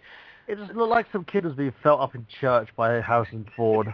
Well, this movie's been in development for years now. I mean, they've been wanting to make an Ender's Game movie since the mid-'90s, on and off. I mean, Orson Scott Card has been trying to get this off the ground for years, and I don't know. I think it's from what I've heard, the biggest problem with this movie is it tried to fit too much into a 2-hour space. As always with these movies. I'll tell you the biggest problem with this thing. It is classified as military/science fiction. That's the problem. Those two don't go together. I kind of agree with Clint on that one. Military science fiction doesn't work. I think they just put too much into it. It's like the Queen of the Damned before it. They just went too much. It was Queen of the Damned. Yeah, that was with that chick that was carrying all them drugs out of that Colombian country, right? And she had that plane crash. Leia. And actually, it was the not the funny thing, but the worst thing about it was, it was funny. She just ignored baggage heights and stuff. She overloaded the plane. They didn't check it, and she crashed to her death. She died when I was in United States Navy boot camp, and I remember the chicks in my division. I was in a performance division. We had 50. I would have booted her camp. She, I would have booted it too. She, all the chicks went crazy when she died. They were like, "Oh, we got Aaliyah's gun." I'm like, "She's Queen of the Damned. She's burning in hell." What the? She overloaded her plane. That's pretty much it. With the drugs. Correct me if I'm wrong. Wasn't that movie a part of a trilogy? It was part of the Interview with the Vampire trilogy, right? No, it was part of it was supposed to be part of the trilogy, where what they did is they did Interview with the Vampire with Tom Cruise, Brad Pitt. That was done right. Now, they never did Vampire Lestat. They kind of intermingled it with Queen of the Damned. and put it all together and smashed it, and it just didn't work. One, because the guy playing Lestat had no fucking clue what he was doing. I agree with that. I believe it was the same guy who was in Terminator Salvation. And Alea playing the Queen of the Damned, she had no fucking clue what she was doing. The problem is when you put musicians into movies, that's what you're going to get. Now, for those people who've actually seen the trailer for this, there's a Cameron Diaz film that's just come out. It's going to be out called I believe it's The Other Woman, and it's got Nicki Minaj in it. Watch Nicki Minaj try and act. My fucking Jesus, metal death Christ. Oh, I recognize. Hold on, I recognize why this. I now I know why this guy is so recognizable. He's the guy that played Dorian Gray in that League of Extraordinary Gentlemen Yes. adaptation. I'm like, yeah, now I recognize that guy. But go back onto my LA rant for a second. Watch her that. Every word that comes out of her mouth sounds like she needs to be bitch slapped. Seriously, it's like just go back and fucking sing it. Don't. Well, I just have. Yeah, I've got to say this. Shut up, bitch. I've got to say this, Nick. If it kicks you out, it's because we've got you through the Blog Talk call client, and I think once the show ends, it's going to probably end up kicking you out. So join Miguel on Skype. Come on. Do you have a Skype, Nick, that you can join us on? No, I don't. So I will be getting on now, so I can join in future casts. Yeah, join I'm also Skype. gonna. Chris also asked me to help him out with his show, so I'm gonna see if I can pull double duty. Well, we got less than a minute left, Nick. We appreciate you being on. This is the Untitled Movie Show, Episode 1, talking about the biggest box office blunders of 2013 with our host, Miguel. We got Michael Burhan. My name is Clint Davis. Nick, we're winding it down. Yeah, Nick, I appreciate you being on, man. Like I said, get Skype soon. I'll add you on, and then you could be a more permanent part. But in a minute, it's going to go into the archive section. So, folks, thanks for tuning in with us. Hey, thanks for having me again, guys. No problem, guys. No problem. Really a big thank you to Xbox Fanboy, who's not in the chat. You probably will be on IGG. And also a big thank you to those people who bitch on the internet about stuff and mention wives. Anyway, let's continue this and talk about how shitty Queen of the Damned was. 5 bones left. Here we go. Yeah, Nick, I appreciate it, man. It's going to probably end up kicking you off. Thanks for helping out. Thanks for being on the show. No problem. You guys have a good one. You too, it's man. that beef. All right, so we've got a few more left, about a handful of bombs left. Let's go into, let's see, what's the next one on this list that I've got here? Let's go into a movie that I'm glad this movie bombed. There was a lot of bad press around this movie, and I really am not a big fan of the director, and that would be Spike Lee's Old Boy. $30 million budget, only made $2 million, both domestic and internationally. Yeah, that kind of hurt it. Yeah, this movie... Look, I haven't seen Old Boy yet, but I've seen bits and pieces of it. The movie's a great movie, and I really... I've seen the original one, yeah. The original one is. And there's so much more meaning towards it, where with the remake that they did, I call it the Hollywood make that they did on this, it just... They had no fucking clue. They didn't know what they were doing with it. The source material, they changed it, tried to change it just enough to make it a Spike Lee movie. It makes you want to just jizz on Spike Lee's face and say, shut up! Well, this whole... First off, from what I've heard, they basically lightened up all the more visceral scenes, which is going to be the case when you deal with Hollywood. They're never going to take a risk on something that could alienate people. You know, even though it might benefit the story, they're not going to do it, you know. I don't even mind that they cast... Josh Brolin in the role, because I like Josh Brolin. I think Josh Brolin was okay in the role. He was okay. It was just as the film itself had no understanding. It's another one of those badly written, badly directed type movies. And I think Samuel L. Jackson was in this movie. I mean, this should have done way better. And I'll give you guys an idea, and I don't know if you'll agree with me on this. I'm not a country western fan, but I'm going to tell you, Josh Brolin should do the life story of Randy Travis. Can you see that happening? I can. Given I know who Randy Travis is, and I can see visually. I can see it. I can definitely see that happening. I think whoever puts a movie out like that, I don't know if I can pitch that to somebody or what, but I think if Josh Brolin does the life story of Randy Travis, it would be a smash hit. But you got Josh Brolin, you got Elizabeth Olsen, you got Samuel L. Jackson in this movie Old Boy, and still the movie turned out like this. Terrible. And here's the storyline plot to this. Obsessed with vengeance, a man sets out to find why he was kidnapped and locked into solitary confinement for 20 years without reason. Yeah, I mean, it's a vengeance story, Yeah. Honestly, I might end up seeing the American remake just because I'm a big fan of Josh Brolin. I might see both just to compare. You know what? I have to admit, he made Men in Black 3. He made that movie. His impression of Tommy Lee Jones was so fucking good. Yeah, from what I've heard, he really brought his A game in that one. But he did. In terms of Old Boy, we also have to bring up the copyright issue that took place beforehand, which I think is really what hurt the movie coming out. Are you guys familiar with the copyright issues with Spike Lee? No. All right. There's a freelance artist by the name of, I believe his name is Juan Luis Garcia. Let me just check his name on here. He does freelance work for movies. He does like ad campaigns and stuff, and he signed on with the ad campaign for Old Boy. Now, the ad agency he signed with said, "We might not be able to pay you, but you'll be able to put this on your resume and say that you got a chance to work with Spike Lee." So he made up a bunch of ad mock-ups for the Old Boy poster, a lot of the stuff that they ended up using. And when he asked the ad campaign to pay him, they fired him. So he wrote a letter to Spike Lee directly and posted it on his website asking for help. He's like, "Listen, these guys are using copyrighted material," because he did copyright it before he submitted it. So Sounds fucking straight, man. Come on, this movie's like, it's a big fucking budget movie. You can pay a fucking dude. Seriously. Yeah.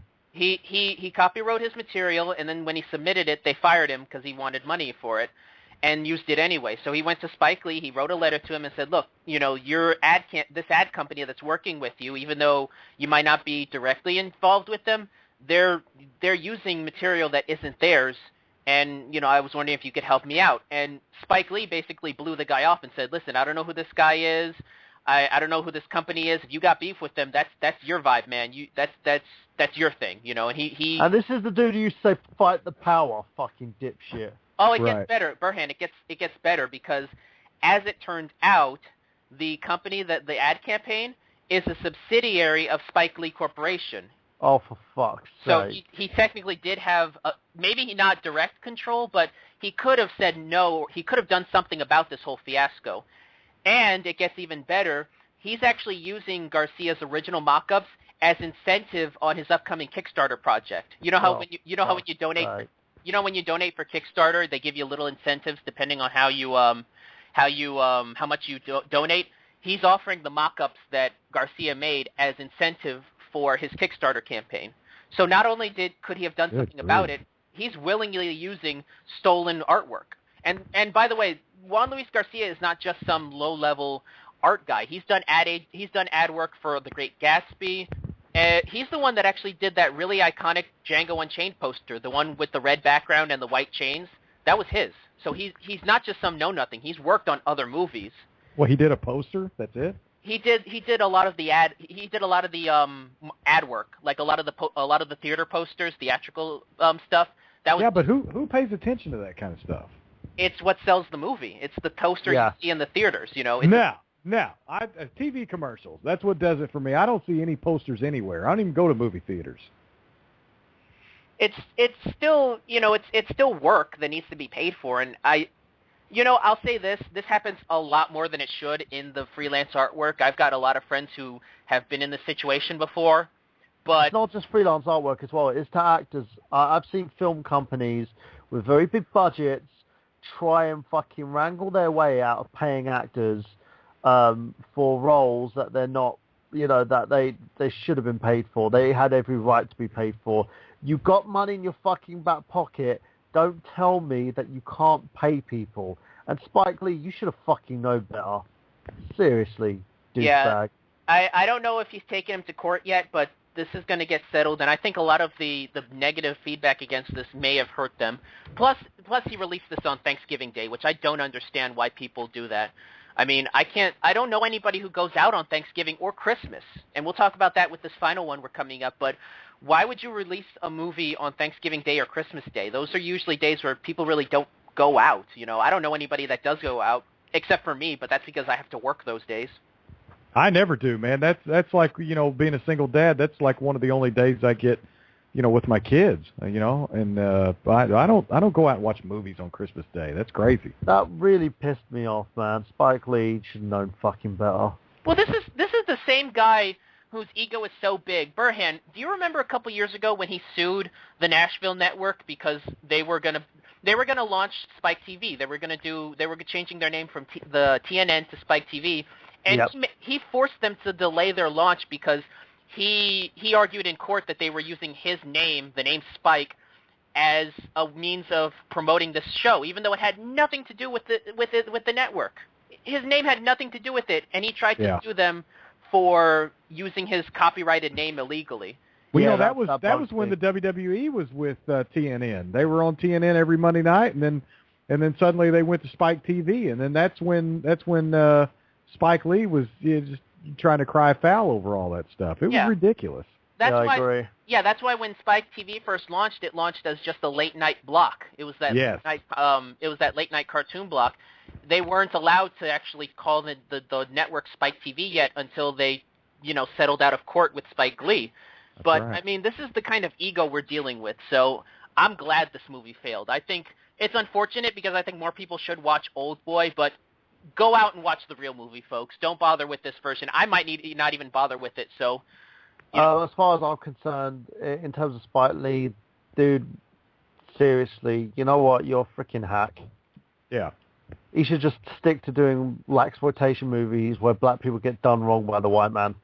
Well, it's to the point now where he's announcing that he wants to do a sequel to his basketball movie, He Got Game. I hope not. I made the comment online like, wow, he really needs to recoup his losses after. For Spike Lee, he got lame. You know, that's like doing a remake with that Michael Jordan movie with the Looney Tunes in it. What was the name of that? Space Jam. Space Jam. Yeah, that's like doing the same damn thing. That was He Got Game too. With Bugs Bunny and Michael Jordan. Yeah. But yeah, Spike Lee, he got lame. Yeah. Okay. Let's go on to the next one, shall we? Well, we've got one last one. This is the big one. All right, now technically this movie is still in theaters, so it's not safe to say that this is going to be a massive bomb, but it's not making any headway. It's actually being pulled out of most theaters because it's not making that much money, and that is Keanu Reeves' 47 Ronin. $175 million budget. So far, it's only made $33 million domestically, $51 million internationally, and I don't see this movie making any more money going into February. Keanu, man. I do.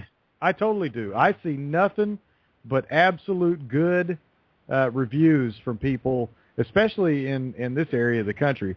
I mean, you know, people are raving about this movie. I mean, I don't know why it hadn't made as much money as it should have. I think it's because of several reasons. One, this movie was delayed. It's like the situation with Jack the Giant Slayer. It got delayed a full year from when it was supposed to be released, because it was supposed to be released December of last year, but they pulled it back to work on the special effects and to add more Keanu Reeves scenes. And literally, when I say that, I'm not lying. The principal photography for this movie was done. The movie was finished, and the studios thought, we're not going to be able to sell this movie without a big-name actor, so they flew Keanu Reeves back in to film some extra scenes, and they basically, it's like what Brad Jones said, they Godfrey Hoed Keanu Reeves into this movie. Almost none of the footage... Wasn't he in this? He was originally in it, yes, but it was very sparingly. He was very much a supporting cast member, but they figured we can't really promote this movie as a Keanu Reeves movie because he's not really in it that much. So after principal filming was done, they delayed the movie a year and they brought him back to film new footage so that they can actually, rightfully promote him as the star, even though he's the supporting cast member. He's a bit player in this movie, and none of the scenes that they filmed him with coincide with the main storyline. So, what is the main story in this? it's the story of the 47 Ronin. I'm not too familiar with it, but I know for a fact the character they made for the movie, for Keanu Reeves in this movie, is not in the original story. You know, he plays this half American, half Japanese samurai, and he's got this love story with a princess going on, and it runs congruently with the main storyline. But you could cut Keanu Reeves out of this movie completely, and it wouldn't hurt the movie. It's all about a band of samurais when they set out to avenge the death and dishonor of their master at the hands of a ruthless shogun. That's what this whole thing is about. Yeah, and Keanu Reeves has nothing to do with that. He has his own storyline going.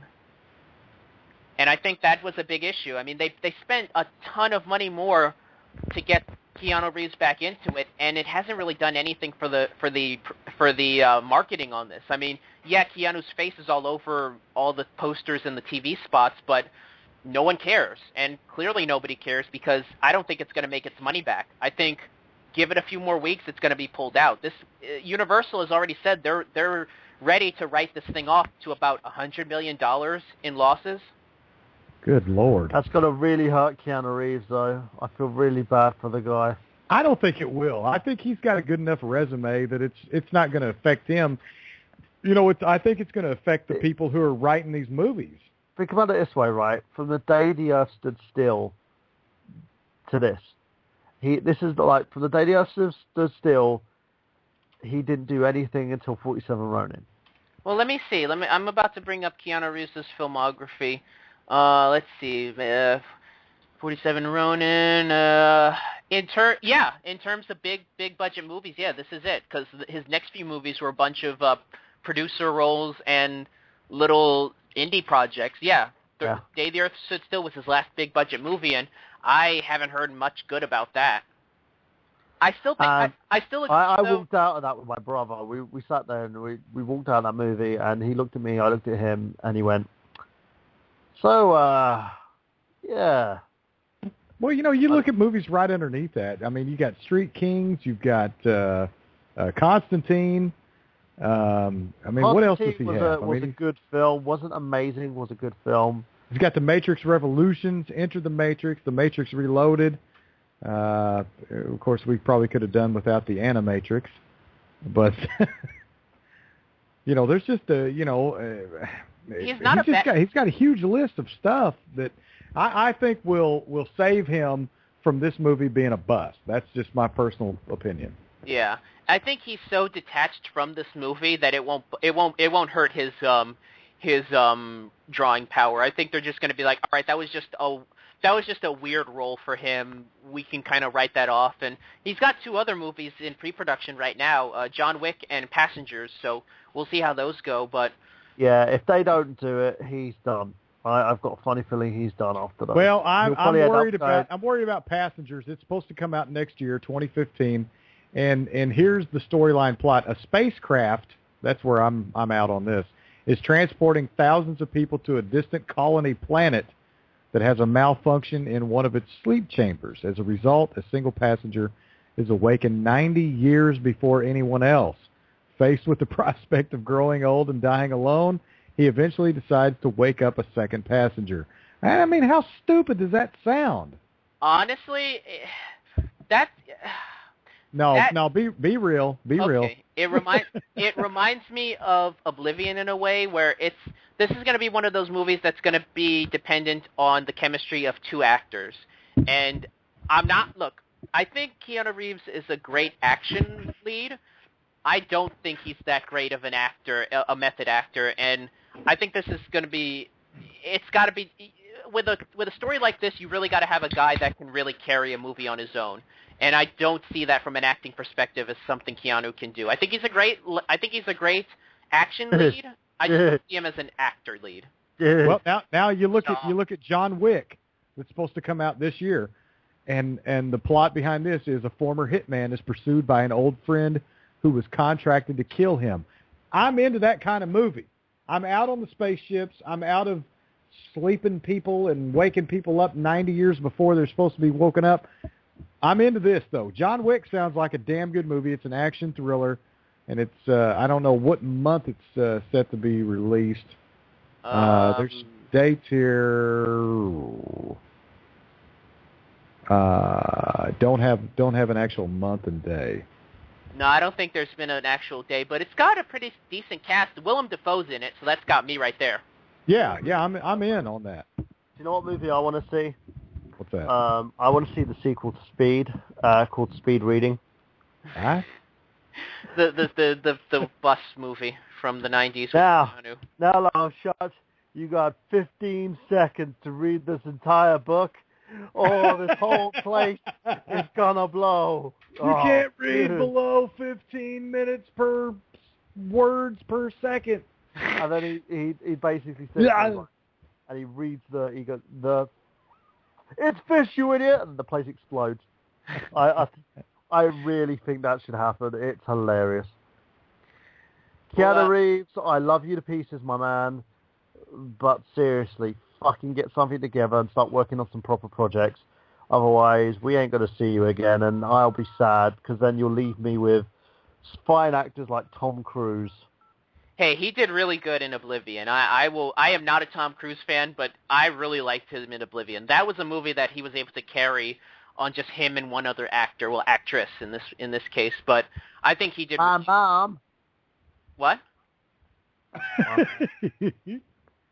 Seriously, man, I if anybody hasn't seen Oblivion, check it out. It's really worth watching. I don't know if it's something that you'd go back to all the time once you see what all the plot elements are, but I really do recommend that movie a lot.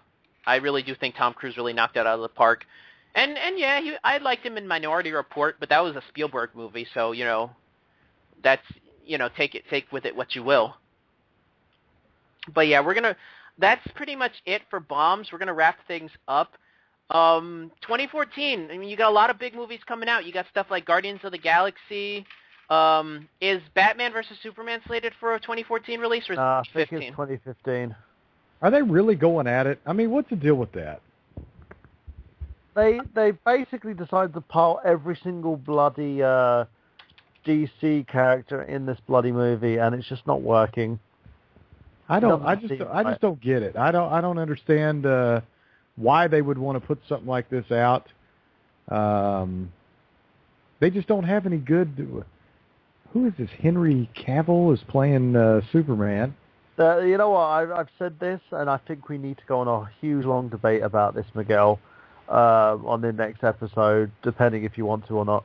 The Henry Cavill, in my opinion, wasn't that great of a Superman.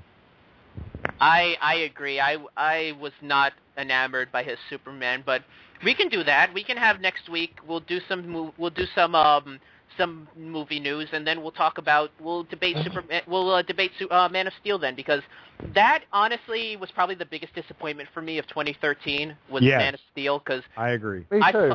I had a lot riding on that movie. The Walmart I work at, when Man of Steel was just about to come out, played the trailers on the TVs all the time. So I saw that initial Man of Steel trailer all the time, and I bought into it. I was hyped for it, and I just was so sad when that movie came out. And we can do a big thing about it next week in terms of debating, because I have a lot of problems with it, more than the movie, than the movie at that. But, yeah, in terms of 2014, you got a lot of movies coming out. You got the Godzilla remake. You've got Dawn of the Planet of the Apes. You got The Legend of Hercules. You got Transformers 4. What? What, Transformers 4? Yeah. Well, I mean, they should have stopped making those after the second one. Well, it's going to be a new cast. From what I've seen, Mark Wahlberg is going to be the star of this one, which I like Mark Wahlberg. I'll watch it for him. You got 300, Rise of the Empire. You got Captain America 2. I am so not happy about 300, Rise of the Empire. I think they really should have just left it. I wasn't that enamored with 300 originally. I mean, I thought it was an okay action movie, but I'm not in love with the movie like everybody I know seems to be. Like, oh my God, 300. Like, it was okay. It was all right for what it was. I think Zack Snyder. We'll get into Zack Snyder next week when we talk about Man of Steel. Trust me. But you've got Amazing Spider-Man 2. You got Edge of Tomorrow with Tom Cruise. That one actually looks pretty good. You know, you got a lot of big-time movies. Sin City 2 is being placed for 2014. That's going to be interesting. But you got a lot of big movies coming up. Is there any ones in particular you guys are looking forward to seeing next year? Well, this year. This year, I'm looking forward to Amazing Spider-Man 2, which I know is going to be a fucking flop. I think the same way. I'm excited about that movie, but I just don't think it's going to be any good. Yeah, I think they've gone around the wrong way with that one. I really am looking forward to the Captain America 2. I think that's going to be well done. It looks well done. X-Men Days of Future Past, is that coming out this year? Or is that next year? May. It's coming out. So I'm looking forward to that as well. Apart from that, I'm probably not looking forward to anything else. I'm going to see what happens. I will continue watching films. By the way, ladies and gents, I am watching the Wolf of Wall Street. I'm going to actually start watching that tomorrow when I wake up, because I'm completely not tired, because it's 3:23 a.m. here. Well, don't worry. We're going to be ending it soon enough. This is kind of our lead out. Clint, any movie specifically you're looking forward to this year? I'm thinking there's one coming out later this month called The Bronx Bull, and that's one that I'm looking forward to. I don't know if too many people are familiar with that, but it's real life experiences on legendary boxing champion Jake LaMotta, the Bronx Bull, and so that's kind of something I'm looking forward to here. It looks like it's being headed up by William Forsythe. He's a really good actor. Yeah, definitely. For me, I'd have to say it's a tie between X-Men Days of Futures Past and, I hate to say it, I'm really looking forward to Expendables 3. Wow. I saw the trailer. I saw the lineup they got for it. I'm really excited for it. I'm in. All those actors that they got into there, this is going to be fun. I probably only watch it for Harrison Ford. Oh, yeah, Harrison Ford is in it. He's taking over Bruce Willis's role. Yeah, so he's going to be a new character. They're not going to have Church. Yeah. I got to remind you guys now, on March 28th, we got a new movie coming out called Haunted House 2 with Marlon Wayans and Jamie Presley. Oh. Boo. Listen, if I had a choice that Friday between that and any of the other movies, I'd rather see The Raid 2, because I like The Raid 1. Hey, there's a Cesar Chavez movie coming out. Did you guys know about that? Isn't he the boxer from Mexico? Well, he led the famed civil rights leader band, labor organizer. I'm thinking of a wrong Chavez then. Yeah. This is a whole different guy. He embraced nonviolence as he battled greed and prejudice in his struggle for the rights of farm workers. Yeah, he's being played by Michael Pena from End of Watch and Gangster Squad. I think that's a solid actor. And Rosario Dawson is in this movie as well. So I mean, Rosario Dawson, the only reason to watch Alexander. Love her. She's the only reason to freaking get your knob out. Anyway. Yes. All right, we're gonna wrap things up. Burhan, you got any plugs you want to make before we head on out? Yes, I currently have a movie out on demand on Dailymotion called, speaking of movies, of course, called The East London Story Slap or Die, peeps. Go out, watch it. Tell me what you think. If you want to pan it, you can pan it. If you want to think it's amazing, think it's amazing. Just have a look at it. It was filmed in 2007 originally. It's directed by Sukhdip Sangira. I played the lead in it, Billy, who's looking to avenge his brother's death by playing a game of splatball against a major crime boss by the name of Bricks. So check it out. It's a good movie. It's a full 60 minutes. And if you're a reviewer and you want to review it, you can do. Just send me a message, drop me a line, and I will send you a preview copy. All right. Anything else? A specific show that you want to plug real quick? Of course. We're doing I Got Gameplay this Saturday. And it will be on the Legend of Zelda franchise. So make sure that you guys check that out. And it's fronted by none other than Samantha Jennings. That's right. We pulled her away from that other channel to come back to IGG where she belongs. Hey, I got a plug real quick. Go ahead. My show, XFI Live, we chronicle the events of Extreme Fighting Inc. in the western Arkansas, eastern Oklahoma area. We are the premier mixed martial arts promotion in the River Valley around here. We've got a show coming up tomorrow at noon, high noon. That is Central Standard Time. So if you guys want to listen to XFI Live, we're going to talk about the fight card that we just recently put out. And we're going to have a couple of guys on the show who are actually on that fight card. So it's going to turn out to be something good. Check out. And I will say this though as well. Welcome to both you guys for being a part of Retro London Network, and welcome to all you fans out there as well. We've had a record number of listens today. You haven't beaten Desert Island Discs in terms of listens yet, but you've actually managed. You're only 3 away from beating their total. You're 26 live listens.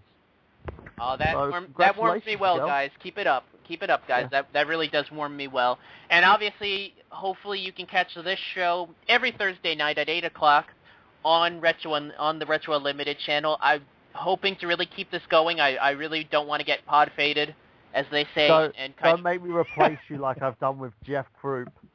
Oh, trust me, I'm going to try to keep up a good repertoire going. Awesome. But before we head on out, I have a quick question, Burhan. My outro, I don't see it on the board. It should be on the board. I see the Untitled feature, but I don't see the outro for that one. Or is it the which one is these? Live, everybody.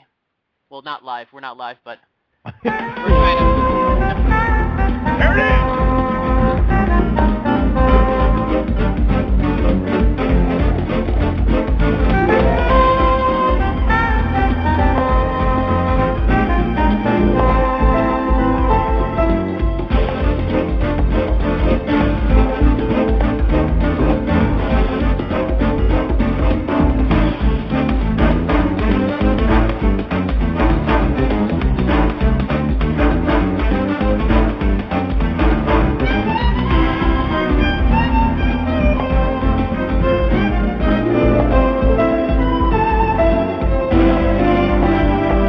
Celebrity voices are impersonated. No celebrities were harmed in filming of this episode.